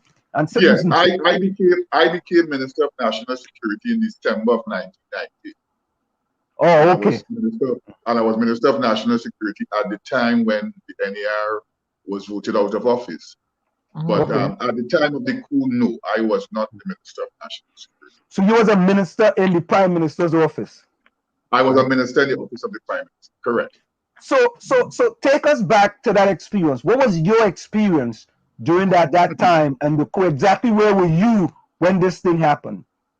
Well, of course, I need to say there has been the video and the television footage that circulated widely throughout the world, that I was actually on my legs speaking when these terrorists stormed the Parliament and shouting all these Arabic terms and more or less indicating that it was a takeover. Of course, they came armed with guns and so on, and they made us all lie on the floor and tied us up so that we could not escape. And they declared then that they were taking over the country, and we were to be executed. Of course, that didn't come to pass. Otherwise, we wouldn't be having this conversation today, tonight. So basically, that is what happened. Of course, it didn't come to pass because, well, they were overpowered by the national security forces, the police and the army, and that put paid to their plans. So, in a nutshell, that is what happened over those 6 days in the Parliament in the Red House on July 27th to August 1st, 1990. So somebody asked a question. I'm going to paraphrase to them. The person says, "What were you thinking when you were in the Red House, and you guys were in the Red House, and when the Red House was stormed at that point in time? What were you thinking?" Well, this is the end. Get ready to meet your maker, because I'm going to say everybody was armed to the teeth. 1 gun, 2 guns, and they were very, very fierce and vicious, very, very hostile. So at any moment, they could have shot you and passed you out, and that would have been the end of that. So for those 6 days that we spent there, any minute, any time, you could have breathed your last breath. So that is how we live for those 6 days. That is how I live for those 6 days. That at any moment, within the next 2 minutes, you could be a dead man. I have a question for you, sir. Ms. Benskin, and I want to thank you for accepting the invitation to appear on our program. Where is the darkest place you think Trinidad and Tobago could have ended up had they been successful with this coup? Well, as I said, I don't know if they thought about this properly, but I think in the Red House, I was speaking to the leader in the Red House, Bilal Abdullah, whom I knew before the events of July 27, 1990. We were both students at St. Mary's College, Port of Spain. I knew him there as a brilliant math student. I was in languages, he was in maths. So we began talking, and we began reminiscing, and he was telling me if I didn't know him, and I said, yes, I know you, and we began talking. And I had to ask him, I said, well, where are you fellas going to go with this? I said, the people of Tobago are not going to recognize you. Because as you know, at that time, the Prime Minister was the darling of Tobago. And I told him, I said, well, where are you going to go? The Americans are not going to tolerate this thing. Where are you all going to go with this? The people of Tobago are not going to recognize you. The Americans are not going to recognize you. The English are not going to recognize you. What are you going to do? I think he started to mumble something about Libya, and they have friends out there in the Middle East and so on. And of course, well, we didn't get around to completing the conversation. But I think that he, during the 6 days that we were in the Parliament, because he's not a stupid fellow, he's quite an intelligent fellow, he's well read and so on, must have realized that the exercise that they had embarked upon was going to be a very, very, very futile one. It is one that could only have ended in the death of many, many, many people, and would have put Trinidad, not Tobago, because I don't think Tobago would have recognized them at all. They would have just put Trinidad in a very, very dangerous state. So thank God it didn't happen. And thank God we didn't have to go through living a type of life where, there would have been mass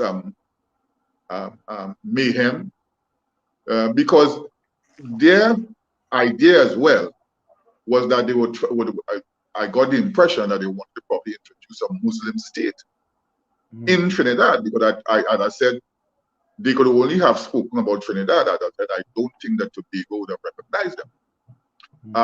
I don't know that Trinidadians are lovers of this strict Muslim approach.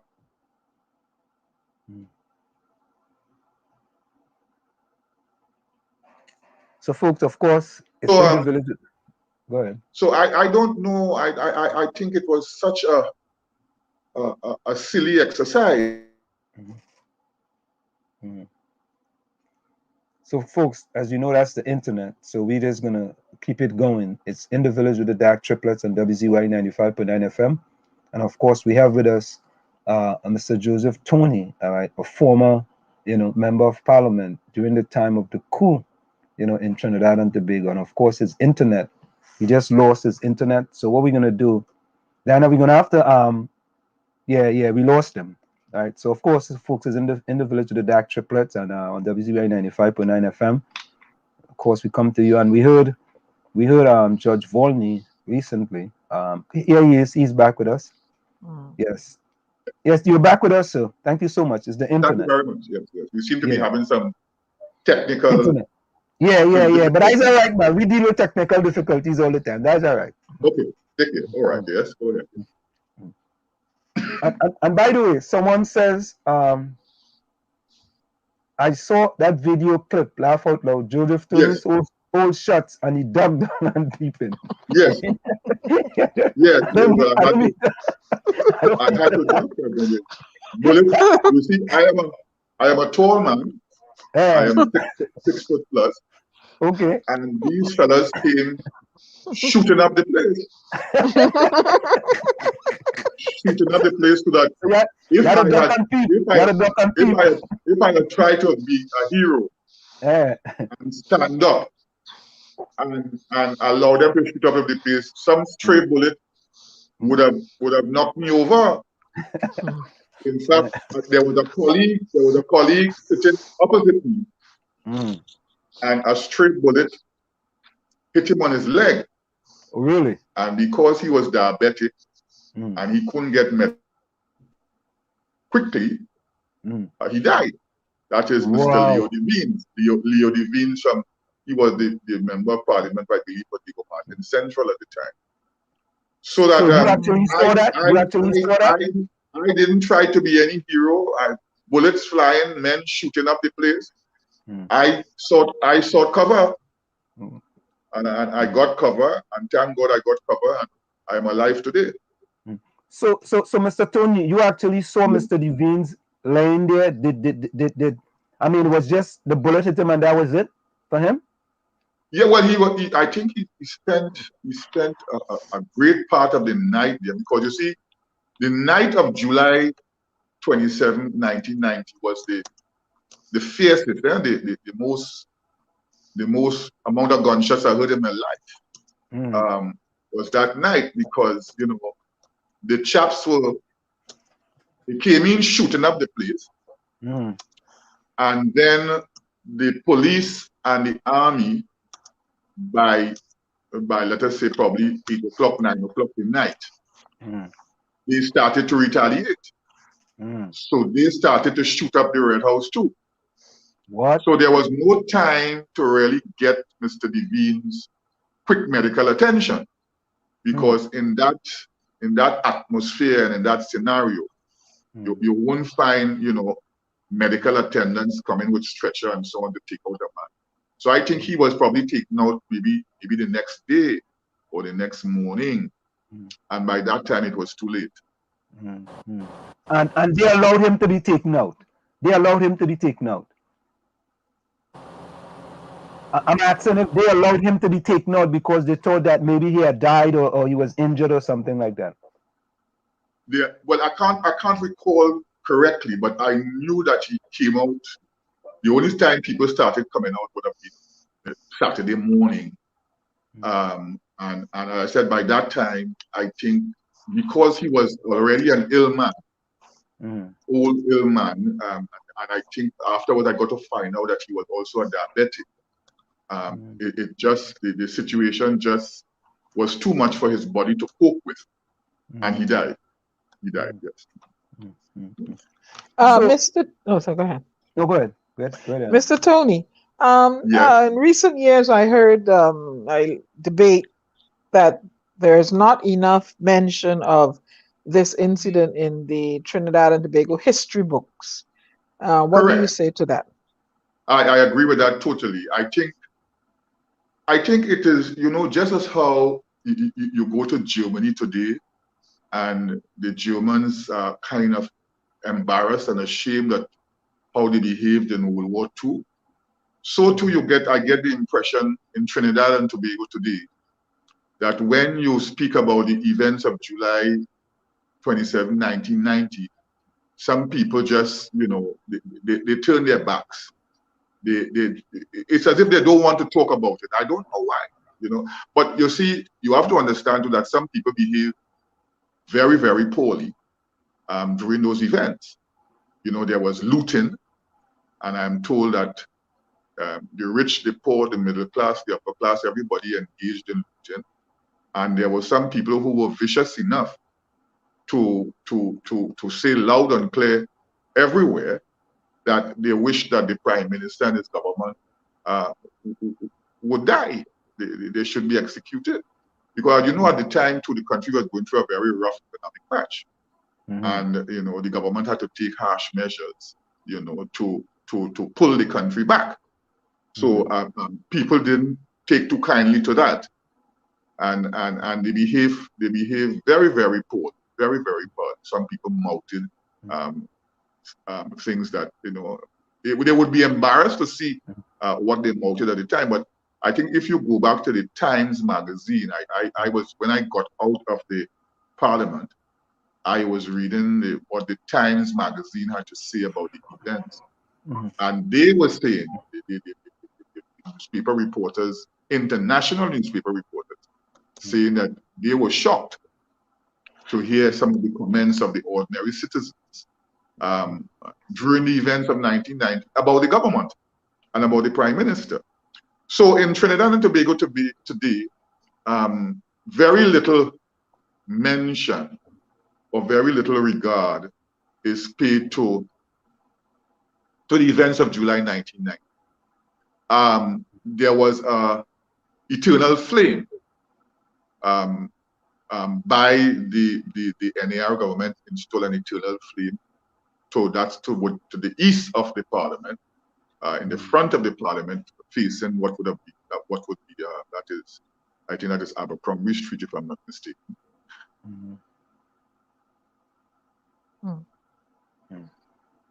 Of course, that's the internet again, folks. Yeah.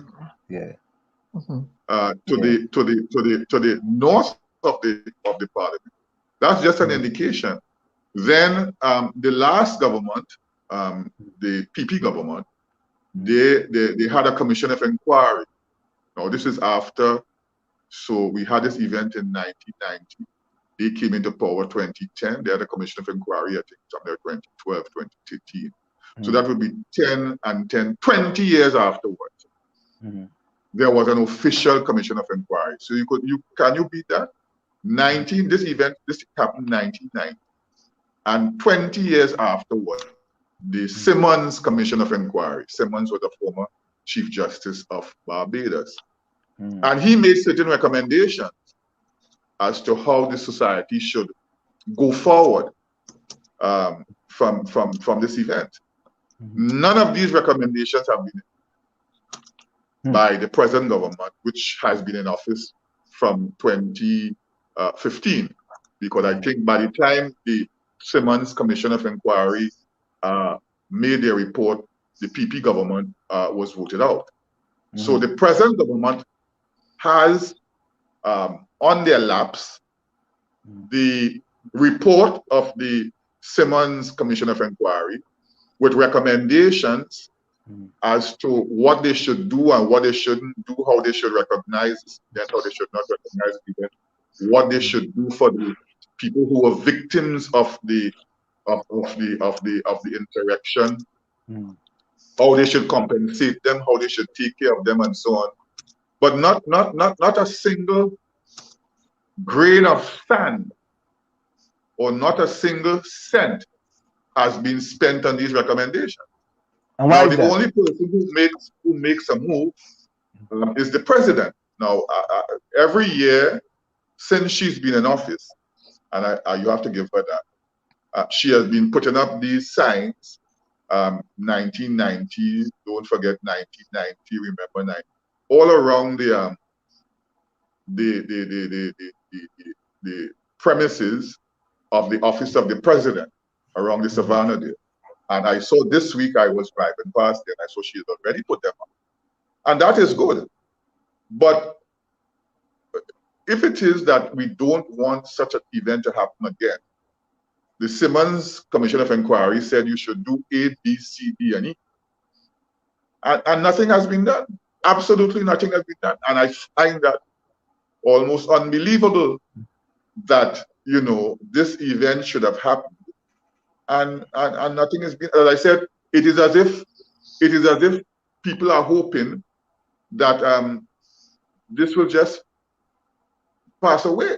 You know, the PP government, they used to have a day of commemoration, at least some sort of commemorative event where they would invite the religious individuals, and they would put a tent on the Red House, and they would spend an hour there, and people would talk and reminisce and so on and so on and so on. Well, I think that happened twice since 1990, and it has never happened again. Now, I don't know if it is anything to do with the politics.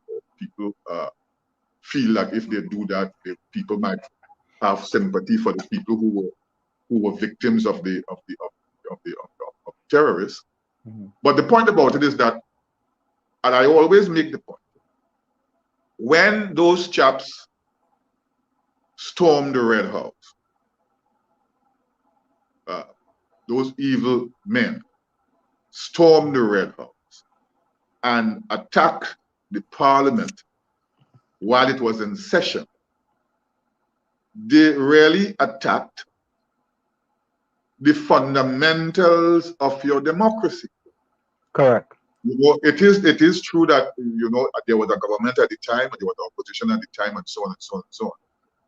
But if you attack the Parliament of the country, you're attacking the country itself.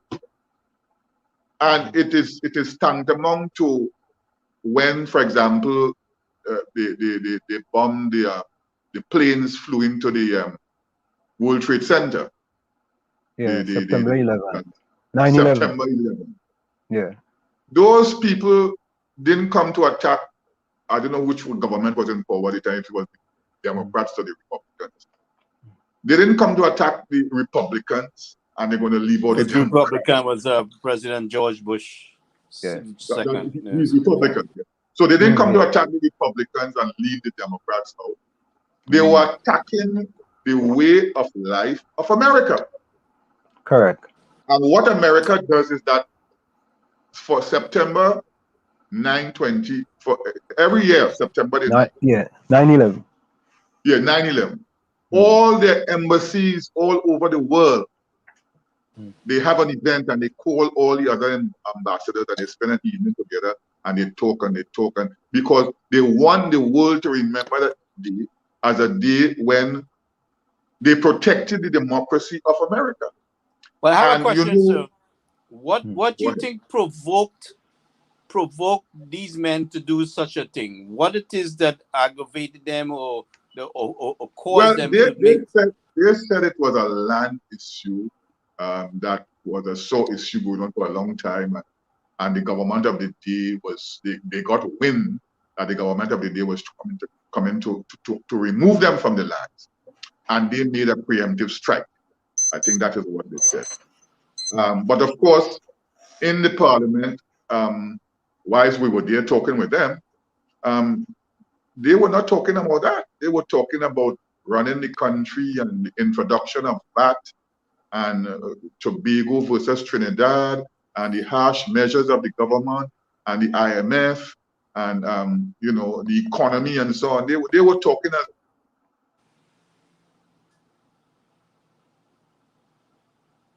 They would revoke all these measures that the NAR government had put in place to. So folks, bear with us. It's the internet that's going in and out there in Trinidad and Tobago. Of course, it's in the village with the DAC triplets on WZYE 95.9 FM. Folks, I'm going to get to your questions in the chat, so stick and stay, okay? We're going to get those questions. We're just trying to work out now the internet. So I think what we may have to do again, we may have to go out. Yeah, let's go out, and we're going to have to bring him back in. Oh yeah, that's what we got to do. Yeah, let's remove him. Yeah, there were difficult measures. Okay, he's back. And many in the population didn't take too kindly to it. There were a lot of demonstrations at the time and so on. And I think that these terrorists thought that they could ride the wave and be installed as a government. Now, it didn't happen because, as I said, Trinidadians.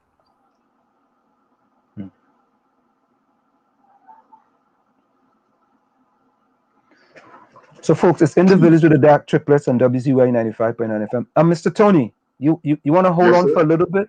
We're going to go for a quick station identification, and we'll be right back. Of course, it's In the Village with the Dark Triplets on WZYE. Right. In the Village with the Dark Triplets on WZYE 95.9 FM with our former MP under the NAR regime, Mr. Joseph Toney. At that time, he was during the coup. He was a minister in the office of the Prime Minister. So we're going to go for a quick station identification, and we'll be right back. You're listening to WZYE 95.9 FM. You are listening to WZYE LP 95.9 FM, the most influential name in Caribbean radio in the tri-state area. Broadcasting from East Orange, New Jersey, the most influential name in Caribbean radio, WZYE 95.9 FM. Now, of course, we are back with you. It's In the Village with the Dark Triplets on WZYE 95.9 FM. We have with us former MP of now, during now's time, in the Prime Minister's office. So, Mr. Toney, there's a question here that says, did you know when the amnesty was passed to Mr. Humphrey and why? I don't know what that is. Did you know when the amnesty was passed to Mr. Humphrey and why? I don't know. What you know anything about that? Ulrich, I don't know where we got that question from, but of course the internet going again. Let me see. I think he might be referring to the amnesty given to the Humphrey. No, to the people who was involved in the coup. Yeah. Okay. Yeah. So I think Mr. Toney, that he was talking about the amnesty was given. I'm not hearing you clearly at all. Okay. Are you hearing me now? Are you hearing me now? Hello. Are you hearing me? Yes, I am hearing you now. Okay. So I guess a person was talking about the amnesty that was given. You might be talking about the amnesty that was given to the people who actually, was the. You're breaking up badly. Okay. I think somehow the internet is. What about now? Are you hearing me better now? I'm hearing you better now. Okay. Yeah. So someone was asking about amnesty. I would think they were talking about the amnesty to 𝗹𝗶𝘀𝗁 and all those people who were involved in the coup. And they was asking why was it passed in order for these people to get amnesty? Yeah, I'm not hearing you at all. Okay. So here what we're gonna do again. We're gonna have to remove you and come back again, okay? Not a problem, sir. All right, we're gonna remove you and come back again. That's the easiest thing. All right, let me just remove from stream and then you're gonna come back. Yeah. So folks, it's In the Village with the Dark Triplets on WZYE 95.9 FM. We're trying to get thing, and we're gonna get to you guys. So that's a question from Ulrich. I don't know. Ulrich, so I'm asking you a question. Let me see who else. And Diana.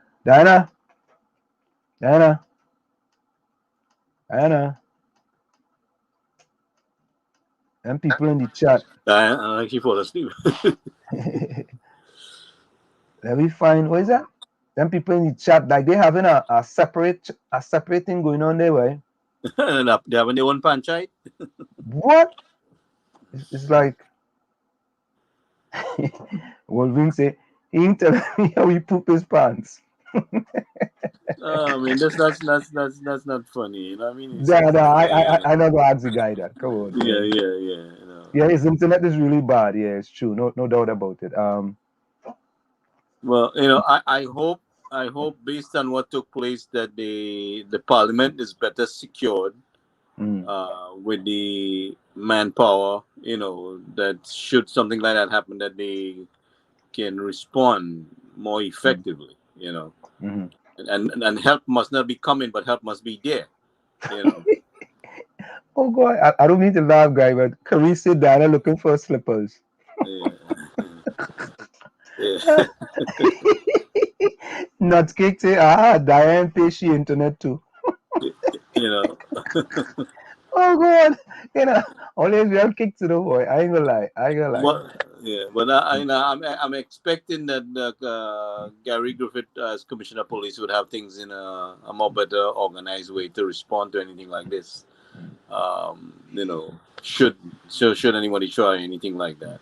Yeah, Diana, somebody say you was looking for your slippers.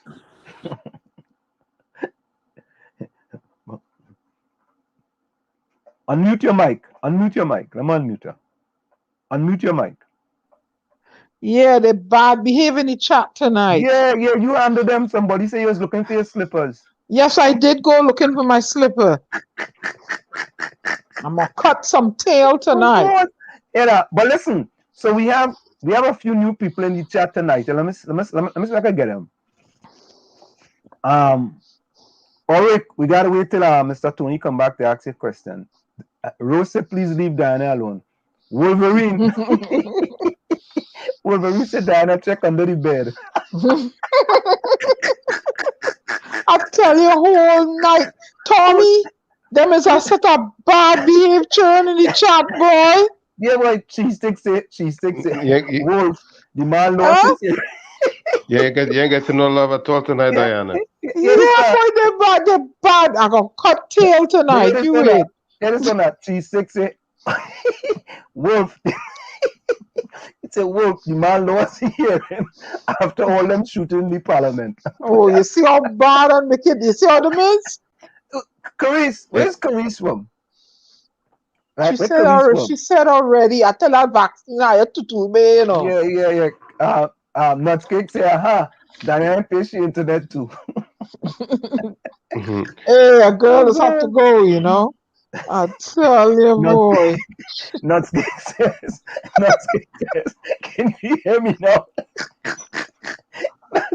You remember that Verizon thing? Can you hear me now? Can you hear me? Oh my God. Can you hear me? Can you hear me now? Get the bad, you know. I can't read some of this, boy. It's Saturday night. Wolverine. Oh, look, we have a new person here, 𝗬𝗓𝗄𝗃. Yeah, Wolverine said he will tell me he lost hearing while he's shooting. Oh God, yeah. Well, I don't know, boy. Like I think Wolverine and Nutcake and all of them, they're related, yes. And that was a good question, Wolf. He said the Wolverine, he can't tell the secret. Tasha, who's this one? We have a new person, 𝗬𝗓𝗄𝗃. Good night and welcome to WZYE TV. Yeah. Highly culture. Where highly culture from? Where highly culture from? Carice, Nutcake. Let me see. Zorisha back with us, of course. Lana, of course. My dog too. Want to run the MC? He going back to Queen George. Rowley cousin here as well. Hey, look, we miss Wallafield nuts, man. You know? Yeah, how much for a bag of cashew, unsalted? Oh my word! Nuts, man. You know, Jumbo nuts, man. Carice is in Canada. Stay there, Carice girl. I'm closer to you. Yeah, Wolverine nuts, man. You know Jumbo the nuts, man. You see why I'm gonna beat Wolverine? He said, "Did I find my rattan slipper?" You see? No, I wear Ugg. You see? You do. You see? Let's bring back in Mr. Toney in here. Let's see. Mr. Toney, can you hear us? Are you hearing us, sir? On mute. Oh. No, he's unmuted. Are you hearing us? He frozen again. Yeah, no stream. Yeah, he frozen again. Like they're messing with his internet. Yeah, boy, like in Trinidad, they have TST. They have Trinidad, they have TSTT, boy. You got to bring him back another time. Yeah, anybody have TSTT? Flow. No, it's TSTT. It's not TSTT in Trinidad. There's TSTT. There's Flow. Yeah. It's Trico, Judicial. Oh, look, 𝗹𝗶𝘀𝗁𝗁𝗁𝗃𝗃𝗃𝗃𝗃𝗃𝗃. Oh, Anthony Medford, you still there too? Anthony Medford there too, boy. Lana said, "We'll ruin your bar tonight." Yeah, you going in the corner, Anthony Medford. Since you still here, you've been barred along with all of them. Yeah. Who is Turquoise? Can you say hi, Turquoise? Who's my Turquoise? dog? Yeah, you going in the corner. You leaning on some rice grains, my dog. Yeah, time out. Yeah. You gotta put him in the corner. You gotta put him in the corner. Hi, Mr. Toney, you're back with us? Clearly.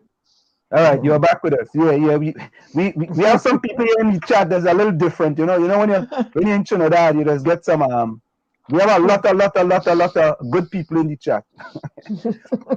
So Mr. Toney, you know, I mean, we hear that there was some talks that address the 1990 coup as well, because of the things that are happening in Trinidad and Tobago today.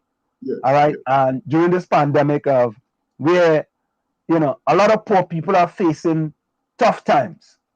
And some people have kind of, you know, make that analogy or analysis to what happened during the coup. Why that happened is because a lot of people were facing tough times.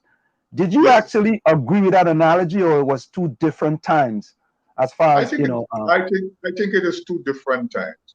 Well, at the moment in Trinidad, because of the pre-COVID economic situation, which has been exacerbated by the COVID situation, there's been a lot of hardship and hunger, unemployment, and people are in want. There's absolutely no doubt about that. There's a lot of unemployment and poverty and hunger. But I don't think that the situation is creating the type of atmosphere that could lead to a return to the days of the 1990 insurrection. I am not seeing that. Yeah, people are hungry and they are angry and so on. But I think people simply want to get food. You know, people just want to be able to work, to get food, and they want to get on with their lives. Of course, they would be abusive to the government because they feel that the government is the author of all their pains. But I am not sensing that there's anything revolutionary or that could lead to an insurrection in all of these things. No, I am not seeing that at all. But you know, we had Judge Volney here, former MP from St. Joseph, and he made an analogy that, you know, when the ants come down from the hills, when all the ants come down from the hills, you know, you never know what can happen because the ants up in the hills are very hungry and starving. And when I agree with all of that, but I am not. Remember, at this point in time, we are in a state of emergency, so that the ants coming down from the hills, it's already a no-go because we are in a state of emergency. So any attempt to create unrest have been forestalled by the present state of emergency. Now, I don't know if after August, I don't know if the state of emergency will continue. If after August you may have a opening up and people may feel they have to go and protest and demonstrate and so on and so on and so on. You see, prior to the events of July 1990, there was a lot of protests, there were marches and so on, virtually every other day, you know, marches and demonstrations, and you had SOPO, Summit of the People's Organizations, that incorporated a lot of the unions and a lot of the NGOs, and, you know,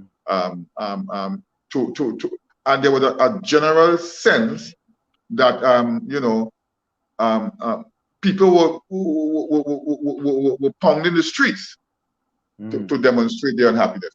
We are not seeing that today in Trinidad. I don't know if it is suppressed and repressed by the state of emergency, but I am not seeing that at the moment. So I can't say, well, yes, this could lead to an insurrection. And then you had people, for example, I think 𝗪𝗶𝘀𝗃𝗍𝗆 of the English writer, Trinidadian born English writer, was speaking about when he saw all these demonstrations and the talk around the tongue and the mood of the people. He spoke about the gathering of the storms. Now, I am, as I said, because of the state of emergency at the moment, and because of the health regulations that are in place, it's very, very difficult. People can't gather. They can't, no more than 5 can gather. You know, people have to be on the move. You have to be social distancing. So to have anything done now, like 1990, no, I can't see that happening. No. Although I'm saying that there is a mood of disaffection. There's a mood of disaffection and unhappiness in the society. I have a question, sir. I have this question from in the chat, Diana. Someone says, why was the amnesty passed to Mr. Humphrey? Well, the amnesty wasn't passed to Mr. Humphrey. I was there. And I think what happened was that everybody was looking for a way out of the situation. And I think that the Muslimin, they too were looking for a way out. And I think it was Mr. Selwyn Richardson, now deceased, who said, well, you know, maybe we could get an amnesty. Maybe we should let them see if we can get an amnesty for them. And thereafter, they spoke about it and so on. But Mr. Humphrey was the one who said, listen, you reminded the Muslimin that they should get it in writing. You know, because people were just talking about it and getting an amnesty and so on, But they said no.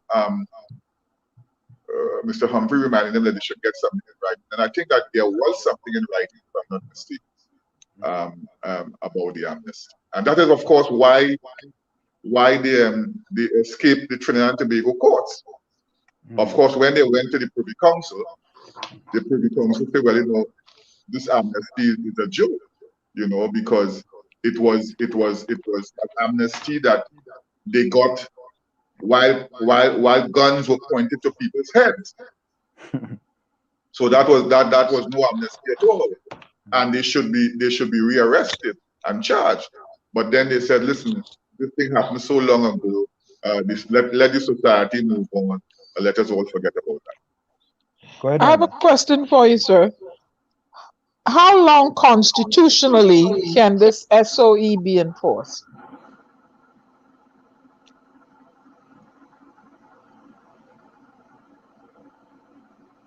Did you hear me? No, I'm not hearing you at all. Yeah, she says, how long can this SOE constitutionally be enforced? Yes. If you what? How long can, go ahead, Anna. I'm not hearing you well at all. How, are you hearing me now? He's frozen again. Yeah. Let's see if he's... Yeah, it's frozen again. Of course, folks, it's in the village with the dark triplets on WZYE 95.9 FM. I think Toney something over by Mr. Toney and Run DMC. Run DMC. Run DMC. Senate. Answer them, adopt them. Yeah, them is some bad children. I'm telling you, boy, my dog, Temperance Creek come in late and they join in right away, Linda, how you doing? Linda Gibson, how you doing? How you doing? Lana say, for you bring me Uncle Faris in the village. Bet he go dress up for the occasion. He love to dress up.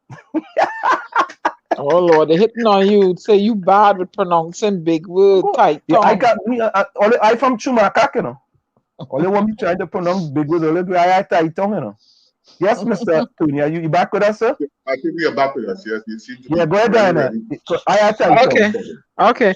I want to know how long constitutionally can this SOE be enforced? Well, it's 3 months, and then if they wanted to further 3 months, they must have I believe it is a 3/5 majority in the parliament.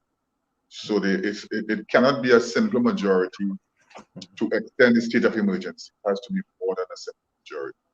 Yeah. So the opposition will have to join with the government to extend the state of emergency if they're so inclined. But the government by itself cannot extend the state of emergency. Yeah. So Mr. Toney, if you had to send a message to the Prime Minister of Trinidad and Tobago, what would be your message to the Prime Minister of Trinidad and Tobago? Well, I think he has to temper himself. He has to try to cajole rather than try to berate the citizens. He has to try to persuade rather than try to belittle members of the public.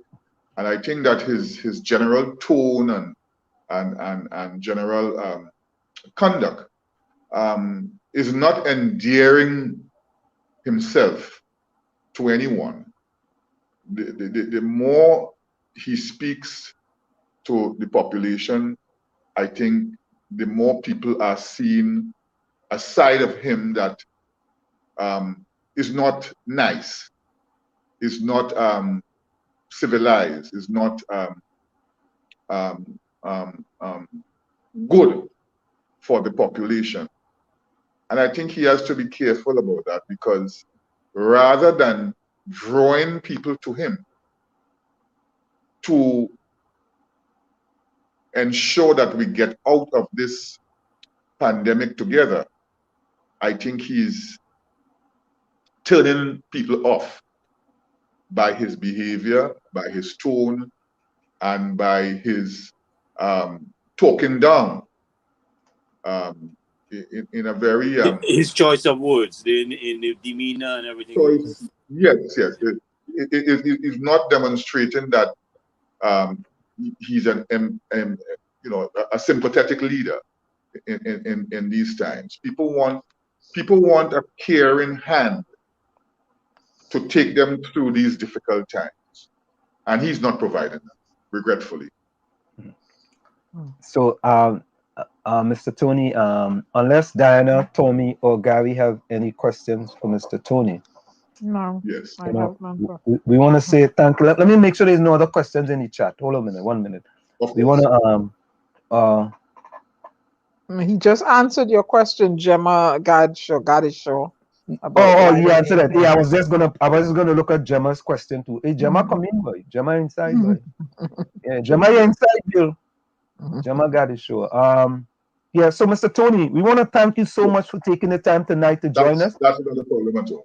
We really appreciate it, and we wish you all the best, and stay safe and stay well. Of course, you stay safe and stay well as well, and obey the health regulations. Wash your hands, sanitize, social distancing. Take care. Thank you so much. Thank you very much, sir. Not a problem. All right. Yeah, Gemma just come in. Let me deal with some of these people in the chat now. Oh God, Oh, good luck. Good luck. Carice is a young lady. Yeah, very nice young lady. That's the only one ain't getting no licks from me with the slipper. And no, but you see what Carice put in there? You see what Carice just put up there? Look what Carice put up there. Watch it. You watch it. I ain't gonna say nothing. You watch. Just read it. Oh Lord. And you say Carices are nice? Carices are nice? Gary, will you get these people from this churn from in the chat? Listen to me. I advertise this program on every possible group from Canada to you name it. Who is this now? Anthony Bahadur. So, but hello, Anthony. Can get some feedback from anybody on anybody that went home today.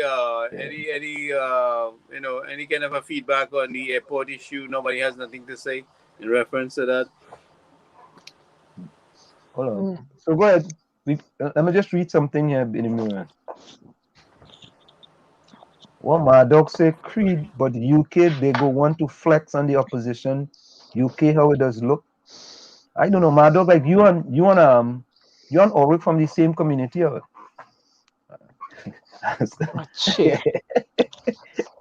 What? Notskick say look, Darren. Exactly. Whenever an extension goes to Parliament, it will pass anyway. Oh Lord. Oh yeah, Gemma question was asked. Carice, turquoise, you love food? Darren Prasad. Darren, how you doing, my friend? Welcome. Well, anyway, I think this state of emergency is more utilized to restrain that candlelight movement that really grown, drastically in the country.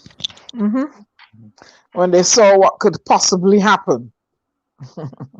Yeah, well, the writing was on the wall, I mean, you don't have to use guns. You march on the Parliament, and you stand up outside and you put up your sign, and you don't have to act foolishly. I mean, there's always, that's why you always have to be careful with these things, because there are opportunists who will take the opportunity to loot and divert from what the purpose of the mission is.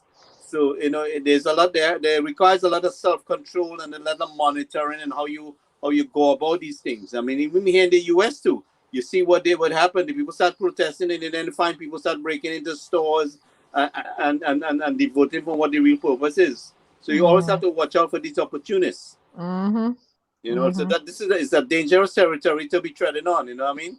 Yeah. So, while we encourage the people to stand up, we also have to be careful with those who would like to capitalize on this.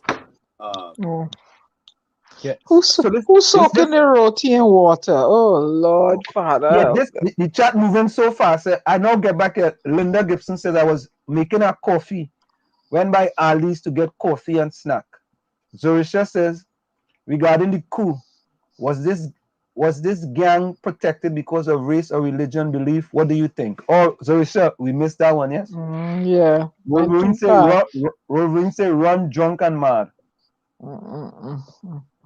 Templar Street said, but if PNM have the majority in both houses, but 60% needed, can be made up of the PNM alone voting in favor? Well, some people were saying,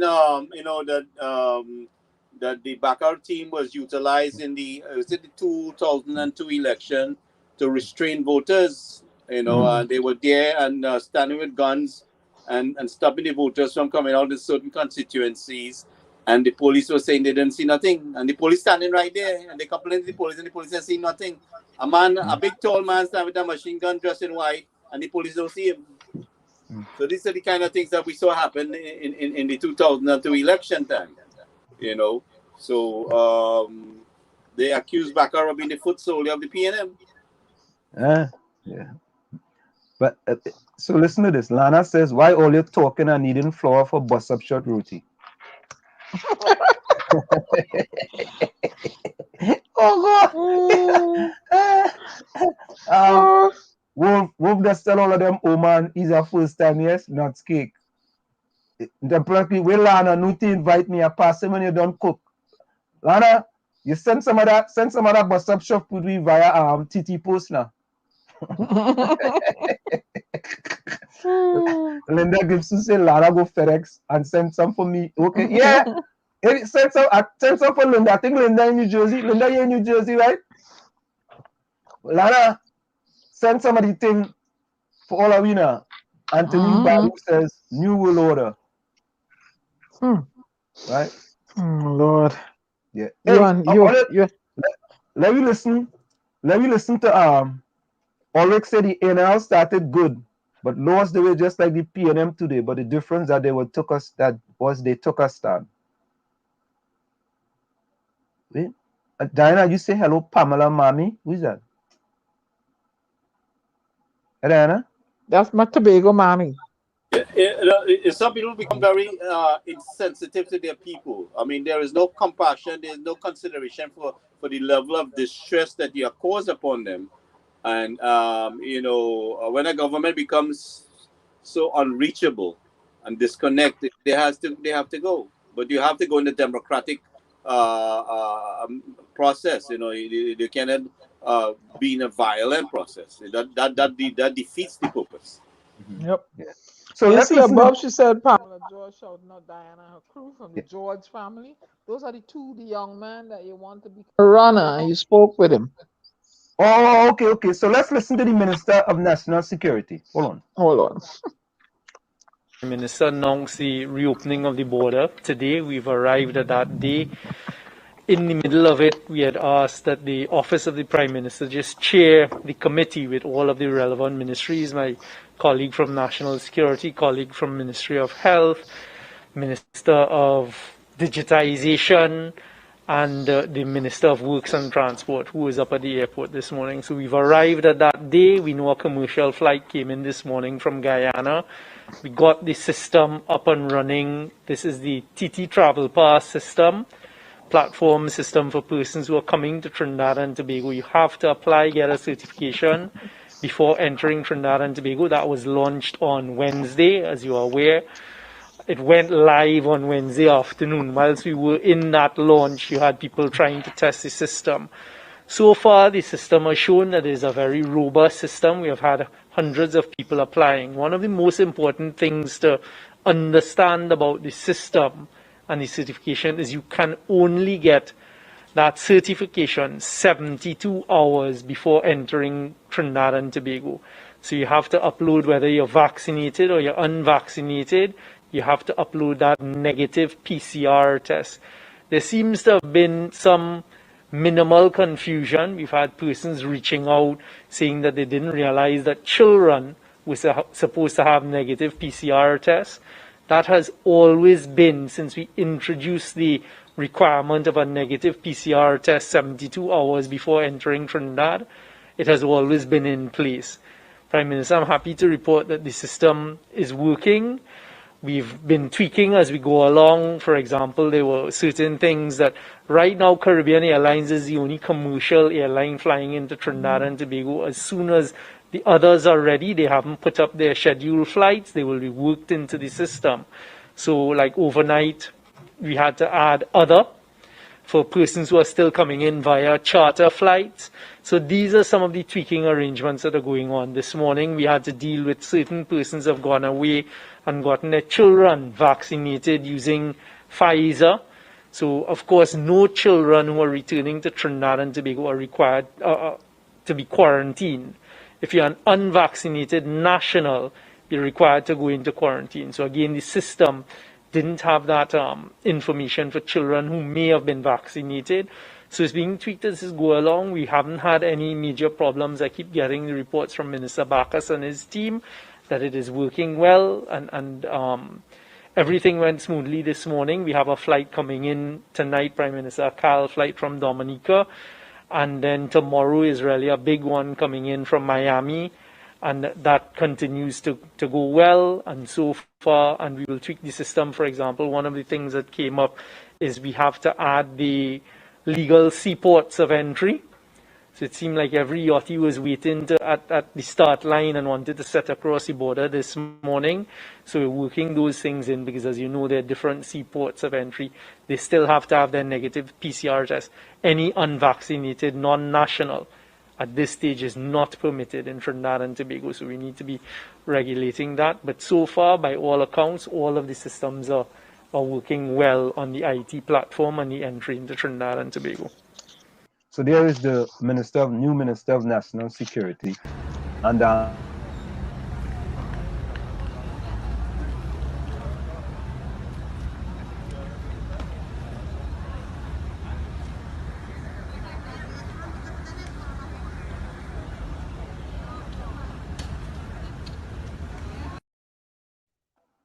there you go.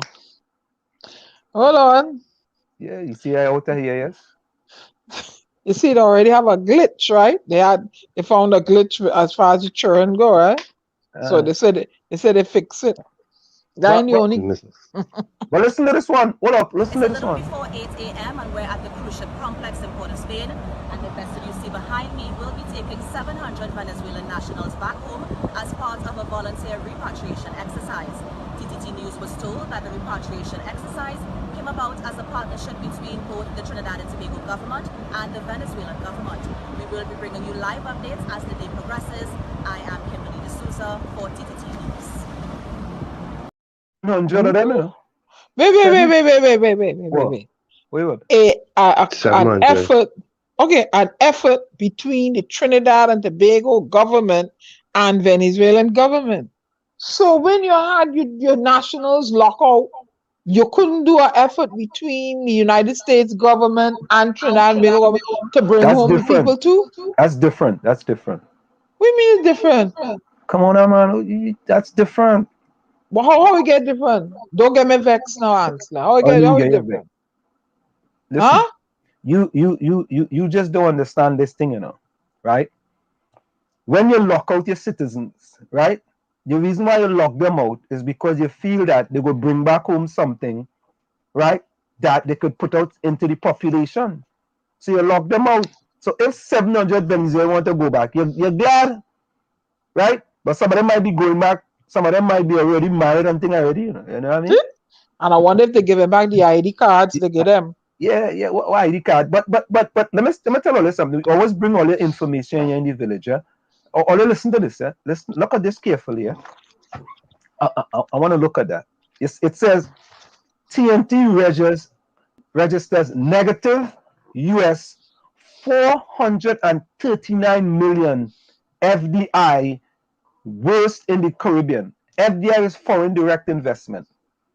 When you register 439 million, right? Negative, it's like you're in a deficit for 439 million foreign direct investment. All you, I'm telling all you, we in plenty trouble. Yep. Plenty trouble. Plenty trouble. And I'm hoping that things can actually get better. Right? You know, all you know we worse than Haiti, right? We worse than Haiti. I think the financial situation is what caused them to hurry up and open up the border now. Yeah. But listen, but can I say something, Answer, before? Sure. All right. Sure. And I'm taking this from statistics, eh? The 30th of April, they had 169 deaths from COVID. 16th of July, 982 deaths. What was the purpose of the SOE? To restrain the candlelight movement that became too strong, showing them that the people are disenchanted. The science is the science. You understand? It's the science. We're looking at the science. I just want to know. This science. But Gary, you bring this to my attention, eh? Or you don't think we having an effect? Let me see if I could remove this thing. Hold on, eh? Or you don't think we having an effect? Hold on, eh? Hold on. The next day, what's this? I get a complaint. You know, this man shut down his city so bad and put so much restraint on his people. They hated him so badly. He took the advice. Look, only see what on the screen. They're trying to remove the comment so they could see it. Them commenting I'm going fast and furious. But oh God, I go get to them, don't worry. But I want to get to this on the screen here. Yeah. Anyway, I invited the Port of Spain mayor. Anyway, he wasn't going to follow in the footsteps of his colleague. So I sent him a message that his colleague had a change of heart after a conversation with us, and we would like to discuss things with him. What he never follow up what? No, it's in the papers that he's not going to follow in the footsteps of Mayor Regrello, because I know that what he's doing there, because Mayor Regrello was very stringent on the people in San Fernando. He frustrated them so badly. I didn't realize that while I was on the show with him, I get to find out that afterwards. And so, I mean, when I brought up the issue about the bacon shark man, the doubles man, and the guy selling the fish on the bicycle, you understand what I mean? That allowing citizens to build themselves up, and the government suppressing their ability to do these things. Overnight change. Yesterday, Mayor went and changed around 360. We taking credit for that. We taking credit for that. Right? We taking credit for that. The man come and he had an epiphany when he come into the village, man. Get some food. The man gone back home and said, nah, boy, we have to change some things. Somebody got to change something. Do something. Somebody got to change something. Change something. Hey, but listen, there's another one here. All you know, they have Pfizer vaccine in Trinidad and Tobago now. You just got a bunch of Pfizer and so the farm I work in. The Prime Minister said, being that if you did press conference today, that when they get the Pfizer, it will be for the children. To children, because it's the only vaccine that younger people can take, and that will be primarily focused. So he said, anybody have an intention of getting that Pfizer vaccine, you better take where you get it now. That is price. Or travel outside and go to CVS and get the whole damn vaccine. Yeah, they're getting Pfizer in Trinidad, boy. Hey, you know, what happened to the 800,000 Johnson & Johnson? Anybody know? Nope. Maybe we should ask the minister in the Prime Minister office, the minister in the Ministry of the Prime Minister office. Who, the Minister of National Security? The Minister of everything. Minister Stuart Salt. Mr. Stuart Hines.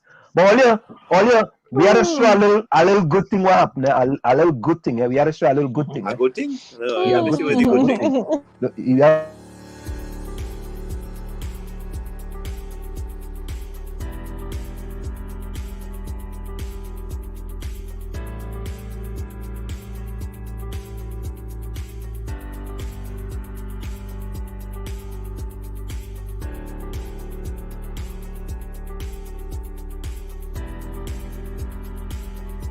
I seen my friend.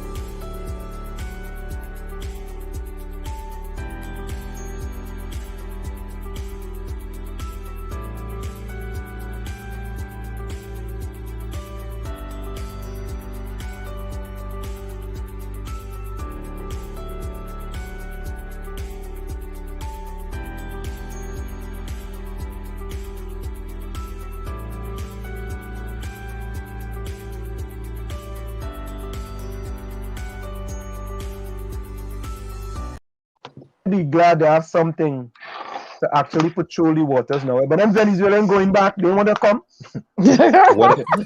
Timing is everything. Oh my God! Volunteer to go back. They're out of time. Timing is everything. 700 of them say, nah, we out of here, boy. Let me first person coming today. And then I'm back here now. Of course, the spare of the Delta variants and so on. What's your advice and your thoughts? Is there any hesitation and so on? Absolutely not. I would say that the future of our economy right now is balancing on top of a needle, and everyone needs to get vaccinated. You know, that's so important right now. When you left the country originally, was it for work or pleasure? Always work. So I have to do what I have to do. So you see yourself traveling a lot more now? Yes, I mean, I normally would be leaving on a Monday and coming back on a Friday. So, Ricardo Milford. Nice to meet you. Yes, all the time. Yes. Do you have any concerns being a frequent traveler? Absolutely none. I'm fully vaccinated. I take all the precautions to make sure I'm safe. And have you been across for other airports as well? Yes, I am Barbados, Guyana, and a few others. Yeah, but compared to others? I think the protocols here are quite stringent, and you know, compared to some of the others. But the other airports are also quite good. Okay, welcome back. Thank you so much. Okay, bye bye.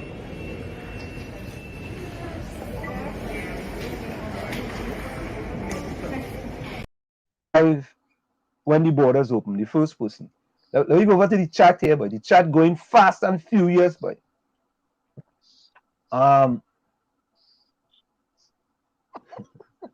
Diana, you involved in this chat too? Mark wife hit him with that lash on the foot, he can't dance. Because Rose says she won the game at dance. So yeah. I tell you. Lana say 8,000 Johnson expired. La Rose, she said he can lift up 1 foot, yeah. Nutscake say, aye, now he regretto coming in the village. Oh boy. Gemma say, let me put these quotes up on anything. Gemma say, wait a minute. We taxpayers pay for those vessels to be dry rotting on shore. Yeah, but ask them about the 6. About the 6, they have rotting and stoves down there. They won't fix. They want to show, and they want to talk about OPV. Come on, man. Yeah, correct. But she still made a good point, you know. Boat doesn't catch people. It's who sail in the boat. Ooh. What you say? Boat don't catch people? Boat don't catch people. It's who sail in the boat. Boat don't catch people. Yeah, Lana say yes, the village taking credit. Curry say, Wolverine will supply us with beds after. All of these, hold on, they're holding BJ in Cuba, MD. What the hell is that? Nuts cake. Yeah, you had to drop the cake, I tell you that. Yeah, that's MD is my dog. Oh my! We frustrated the major. He exchanged his mind. Ask them about the 6 edition. They ask them what happened to that. The what? The 6 edition that park up in Sturbos. Yeah. What about them 6 too, boy? Yeah, put them up. Ask them what happened to that. No, 3 sticks. Yeah, boy. Canada donate some face mask and shoot, boy. No, I think he Lara say, hey, look, Mr. Hines. Anthony. Diana, again, you handle, you're the slippers lady. Who can see that? They were very say, Karaka, we have a slippers lady on the chat. Oh my God. Yeah. Oh no, I tried to get some of this chat. Who is that? Culture say Pfizer comes to freezer all your children inside. Pfizer come to freezer. Oh God, you're slow, bro. Yo. What is that? Pfizer? Oh, Pfizer. Oh God.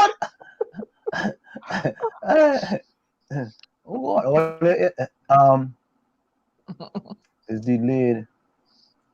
Jama, when is the Cuban one going to be available? I don't think only getting that Cuban one in Trinidad. Is either only get somebody say they're going and thief somebody foul from next door. Yeah. Who was that? Was that Wolverine? Oh, Wolverine? Yeah, he's going to thief somebody foul from next door. Yo, they're not easy at all, boy.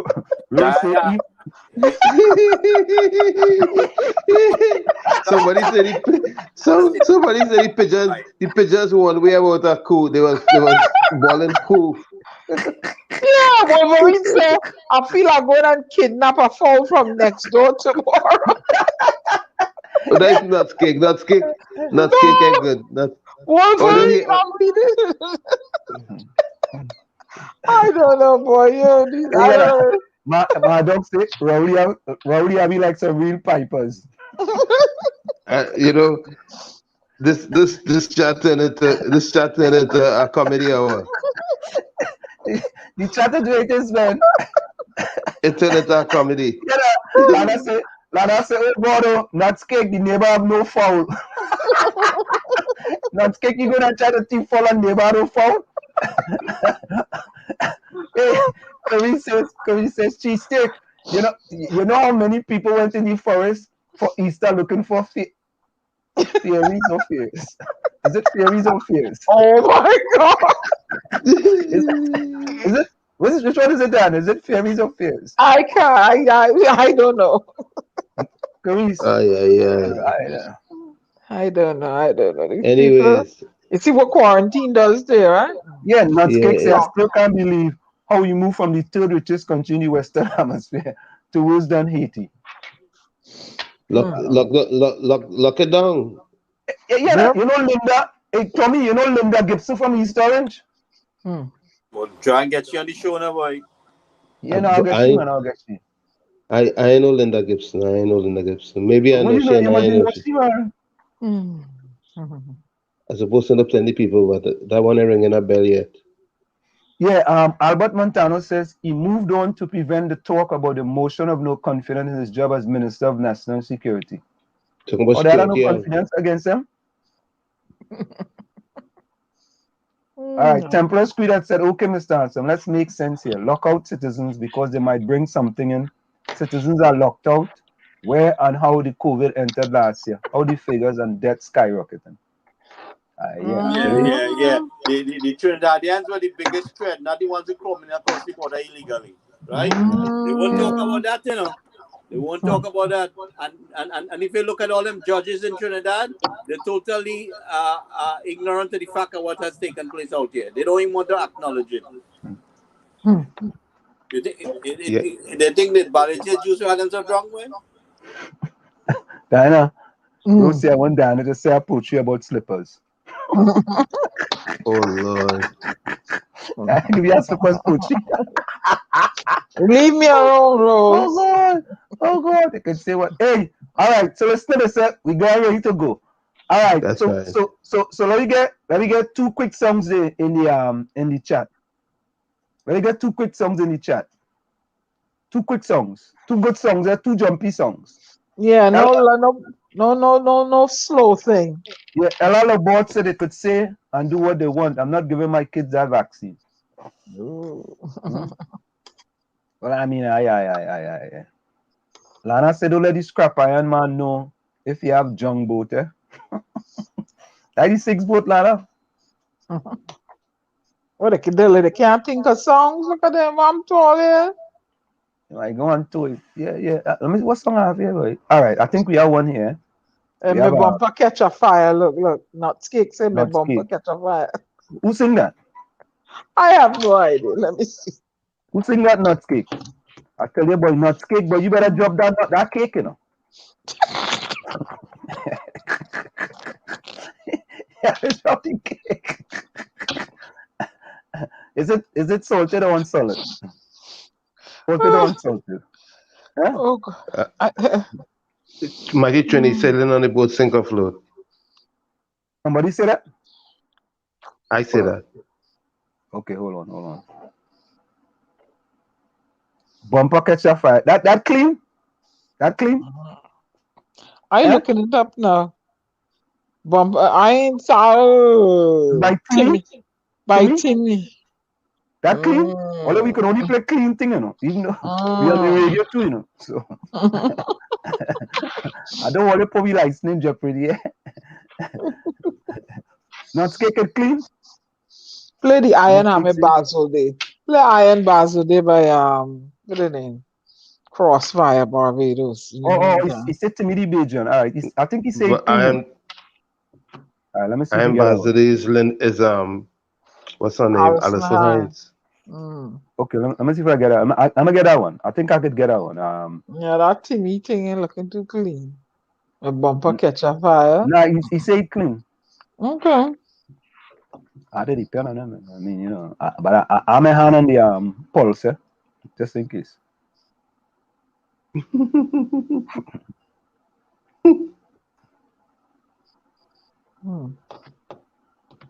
What happened to that one, boy? I know how clean it is. Hey, nuts.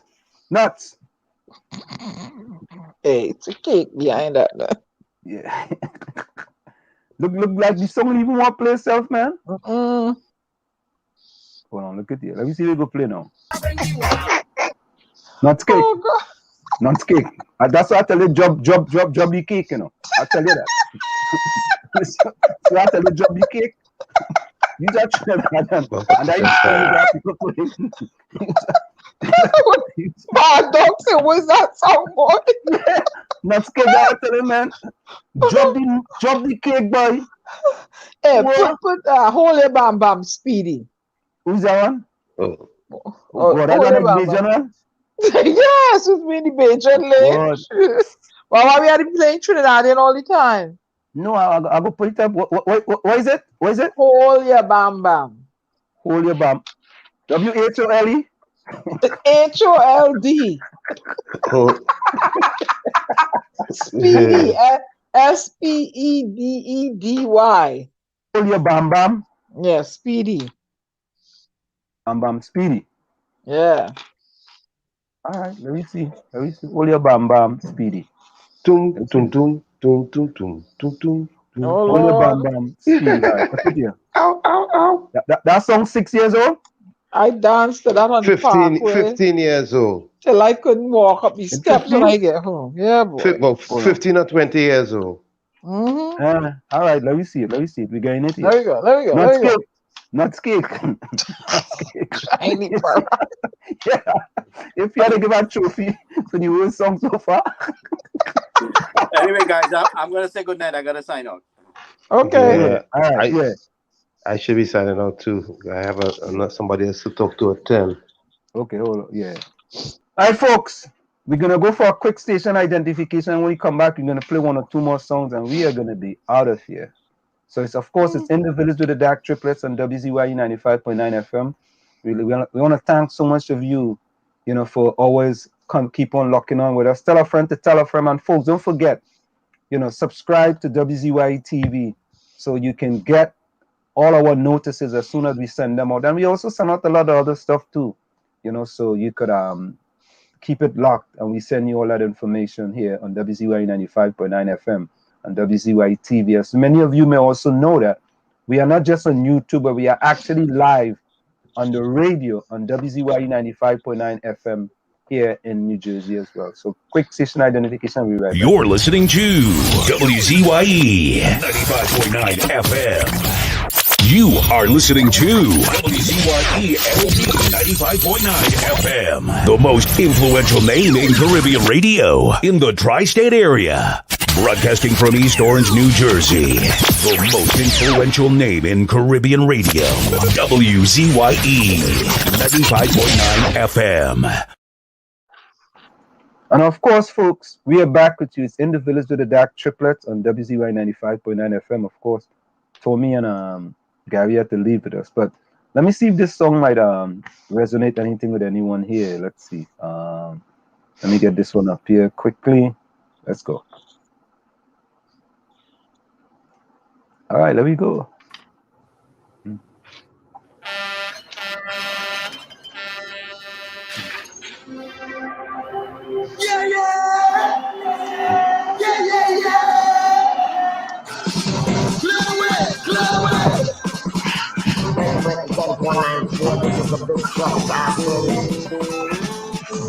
You are listening to WZYE 95.9.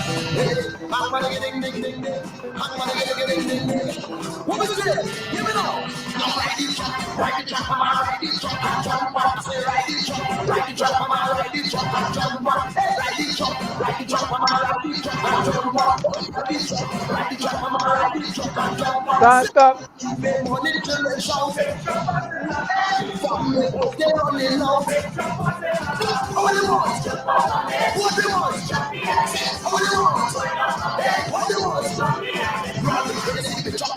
Run. Everybody falling behind and run. Follow the speaker song, badang, badang, bang, bang. Hold on to the big truck, mama. Hold on to the big truck.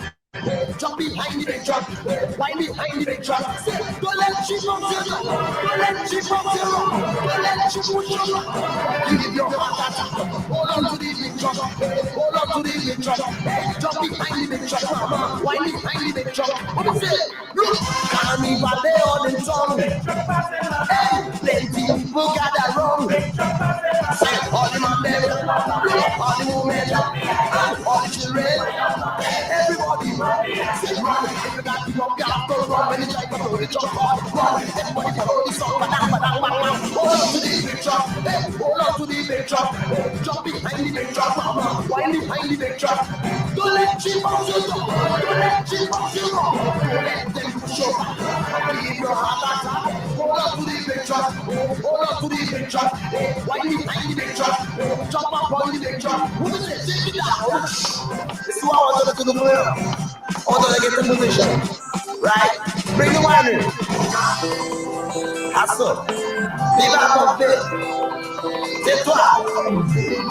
Chacun monter. Laissez la paix. Ichimama. Now jump, jump, jump. So jump up and jump up and jump up. Right there. I say jump up and jump up and jump up. Behind the jump. Jump up and jump up and jump up. Right there. Jump up and jump up. Hey, hold on to the big truck. Hold on to the big truck. Hey, hold on to the big truck, mama. Wind behind the big truck. Say, don't let you push you down. Don't let you push you down. Don't let you push you back. Give your hand attack. Hold on to the big truck. Hold on to the big truck. Jump behind the big truck.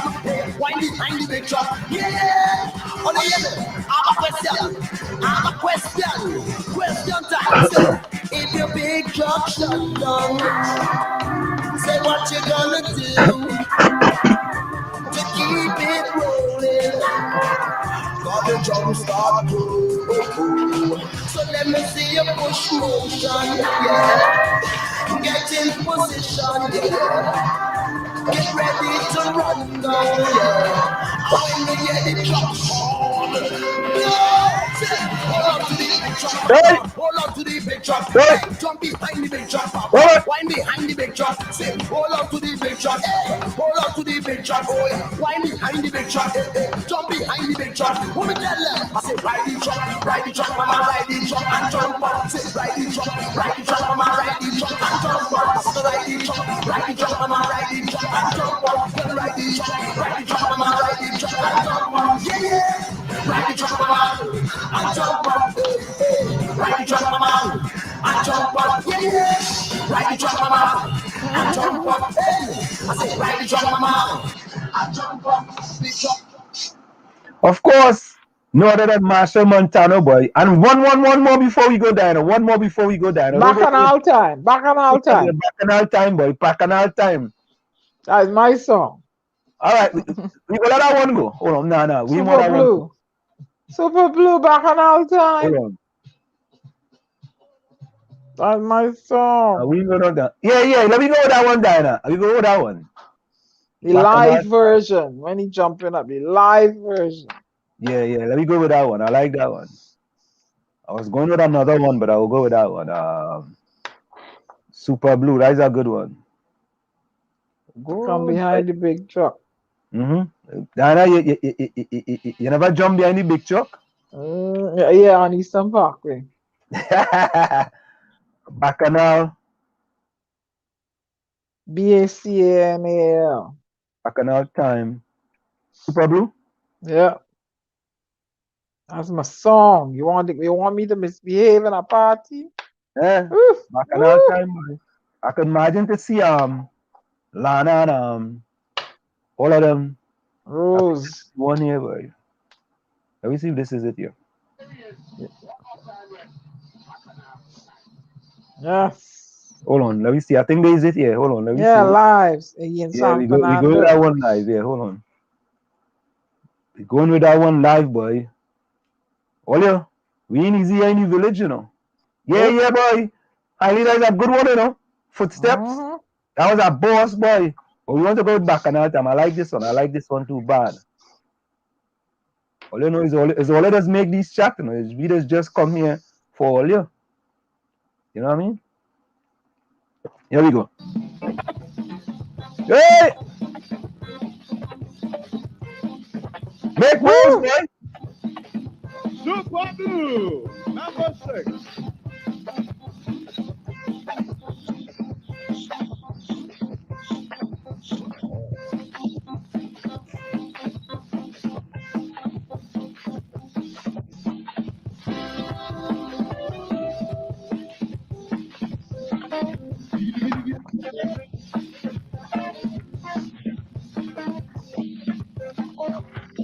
Children, children, children, children, today's carnival.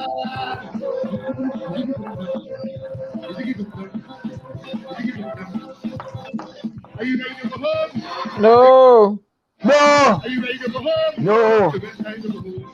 What's the time to go home? Back another time.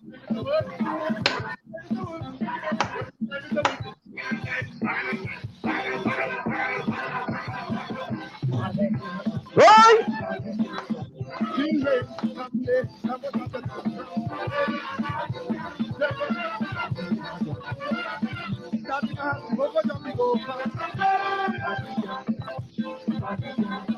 One, two, three. Everybody, everybody, start the wave, start the wave, start the wave, start the wave. Listen, children. Everybody, start the wave, start the wave, start the wave, start the wave. When it comes to let me go.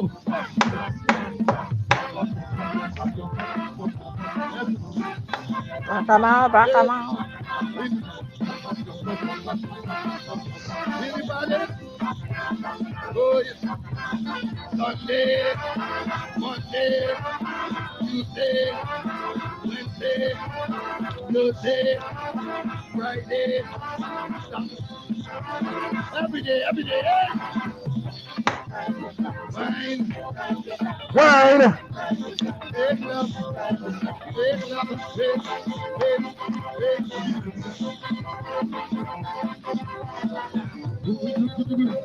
Somebody, anybody, scream!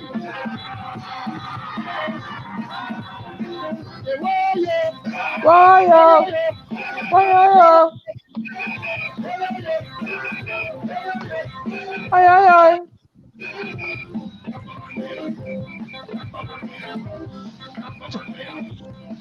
Jump up and wave! Woo! Jump up and wave! Jump up and wave! Jump up and wave! Jump up and wave! No! We'll bring you a special good night to this super lady. I did. He said, yeah, I said, I heard it. Yeah. Hey! Party card done. Good night, Curries. Good night, Curries. Curries. Come again.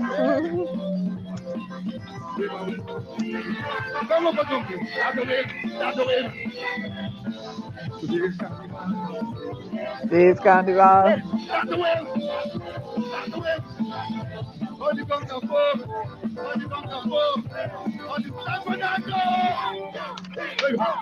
Jump up, jump up, jump up, jump up.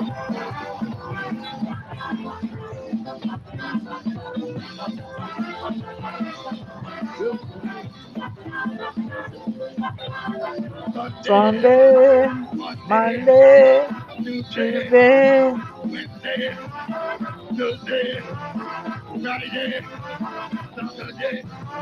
Saturday, every day. Wine. Wine.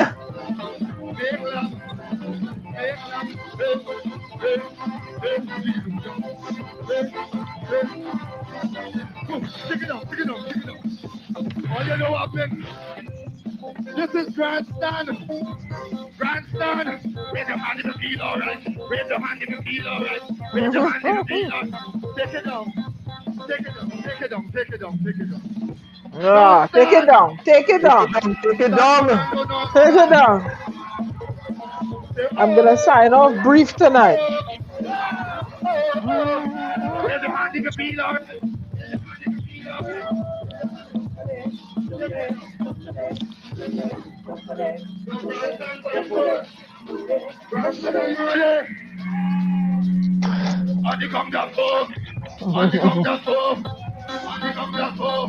One, two, let's jump up and wave. Jump up and wave. Jump up and wave. Take it down, take it down, take it down. All right, folks. Of course, we're taking it down. We want to say a special thank you to all the people who have joined us, man. We really appreciate you all, and we want you all to tell a friend, to tell a friend, to tell a friend. It's WZYE TV on 95.9 FM. We come to you every Tuesday, Thursday, and Saturday. You know, tell the people to subscribe to WZYE TV. Of course, you know, Facebook banned us for 2 months because of all the good work that we are doing, but that didn't stop us. You know, we continue to bring us, and you know what, folks? We're gonna have fun here in the village, and you know, we know you guys gonna respect us. We're gonna respect you, and we're gonna make this thing into something really, really, really big here in the diaspora. All right, and we appreciate all of you, and we really thank you all, you know, for coming and joining us. So, Diana, any closing words? I just want to say it was very great being with them. You know, next time you're coming, bring a friend with you, and let us know that you brought a friend, and we will give a special hello to them. So good night until we meet again. Yeah. Thank you. And folks, every time someone new comes in, we try to make sure. Hey, by the way, before we go, Carice, if you are in there, put some closing words in the comments. We always try to get someone new to close the program. I don't know if he's still there, but Carice, if he's still there, just put some closing words in the comment. And so you will close the program, and we will read your closing words in the comment. Of course, folks, without you, this program wouldn't be possible. You know, you guys really make us, and you guys ask a lot of questions, and ask tough questions too as well. You know, and anybody we bring into the village, we don't want you guys, you know, to whether it's a PNM person, a UNC person, a ILP person, whoever it is, right? We want to ask them, you know, respectful questions so we can get answers from them with respect to things that are happening in Trinidad and Tobago. And that's how we do it here in the village. That's why we call ourselves in the village. And whenever you come into the village, you know, you never know what's going to happen in the village. We play music, all kind of thing, you know. So yeah. Cheese sticks say he's bringing breadsticks on Tuesday. Oh jeez. Oh God. I don't know that. I don't know that. I don't know. Put your closing comments in the post. I want you to close the program. Just put your closing comments in the post so you can close the program. Whatever you want to say, you know, just you know, once it's nice and clean, you know, you'll be able to close the program. So yeah, Cheese Sticks joined us. Cheese Stick joined us last Thursday, right? Adana? Yeah. Yeah, I think Cheese Sticks joined us last Thursday or last. He say he bring breadstick neck. Oh jeez, I don't know now. I don't know. Heaven help us. Well, he said, "Carrie, I am 2-person." Diana said, "Diana, tell that guy." Wolverine, well, something wrong with Wolverine, you know. What are they? Diana, tell the guy to call me here next time. Who's that? Oh no. Wolverine said that. Carice, where's your closing comments, mommy? Waiting for you. Rose says she bringing Evo stick. Oh God. Carice, come on, man. You're slow, man.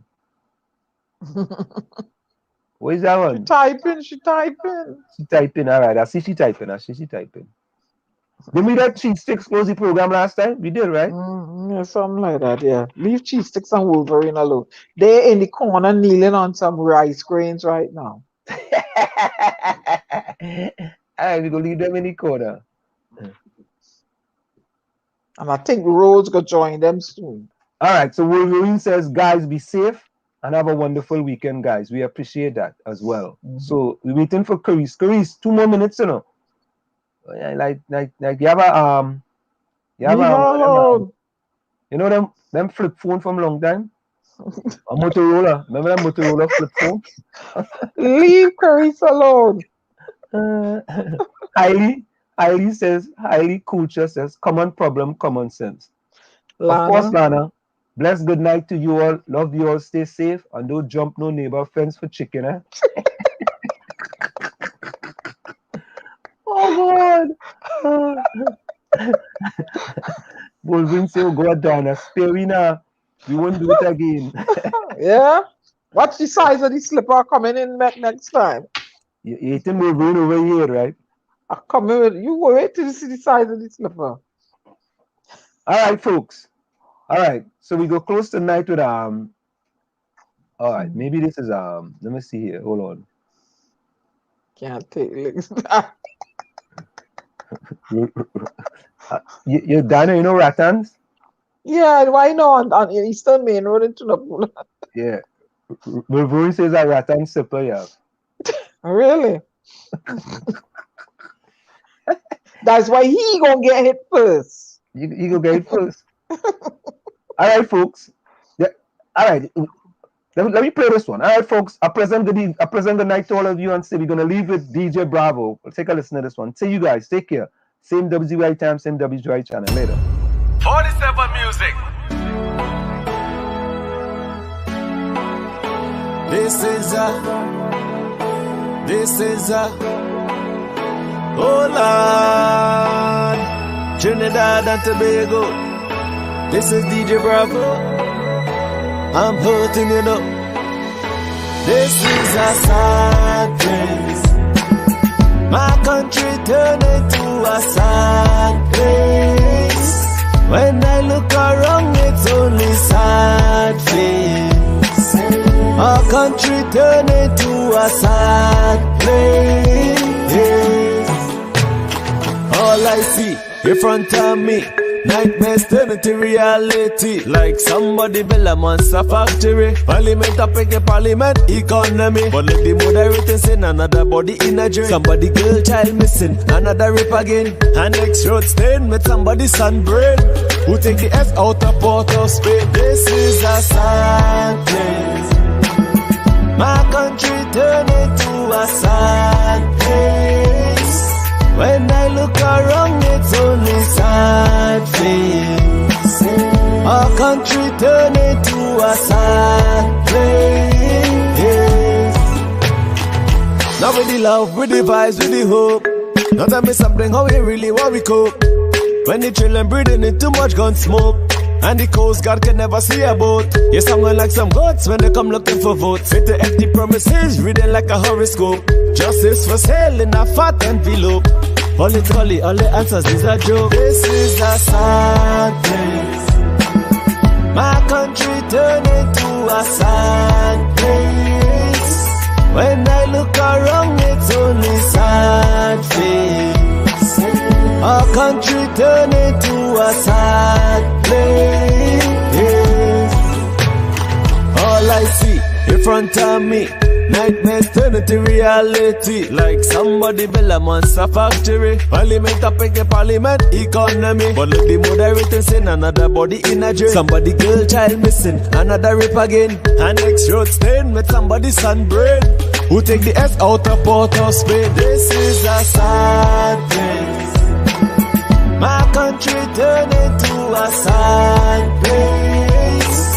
When I look around, it's only sad face. Our country turned into a sad place. It doesn't matter the religion, the color, the creed, or the race. It's our responsibility to take care of our place. Champion.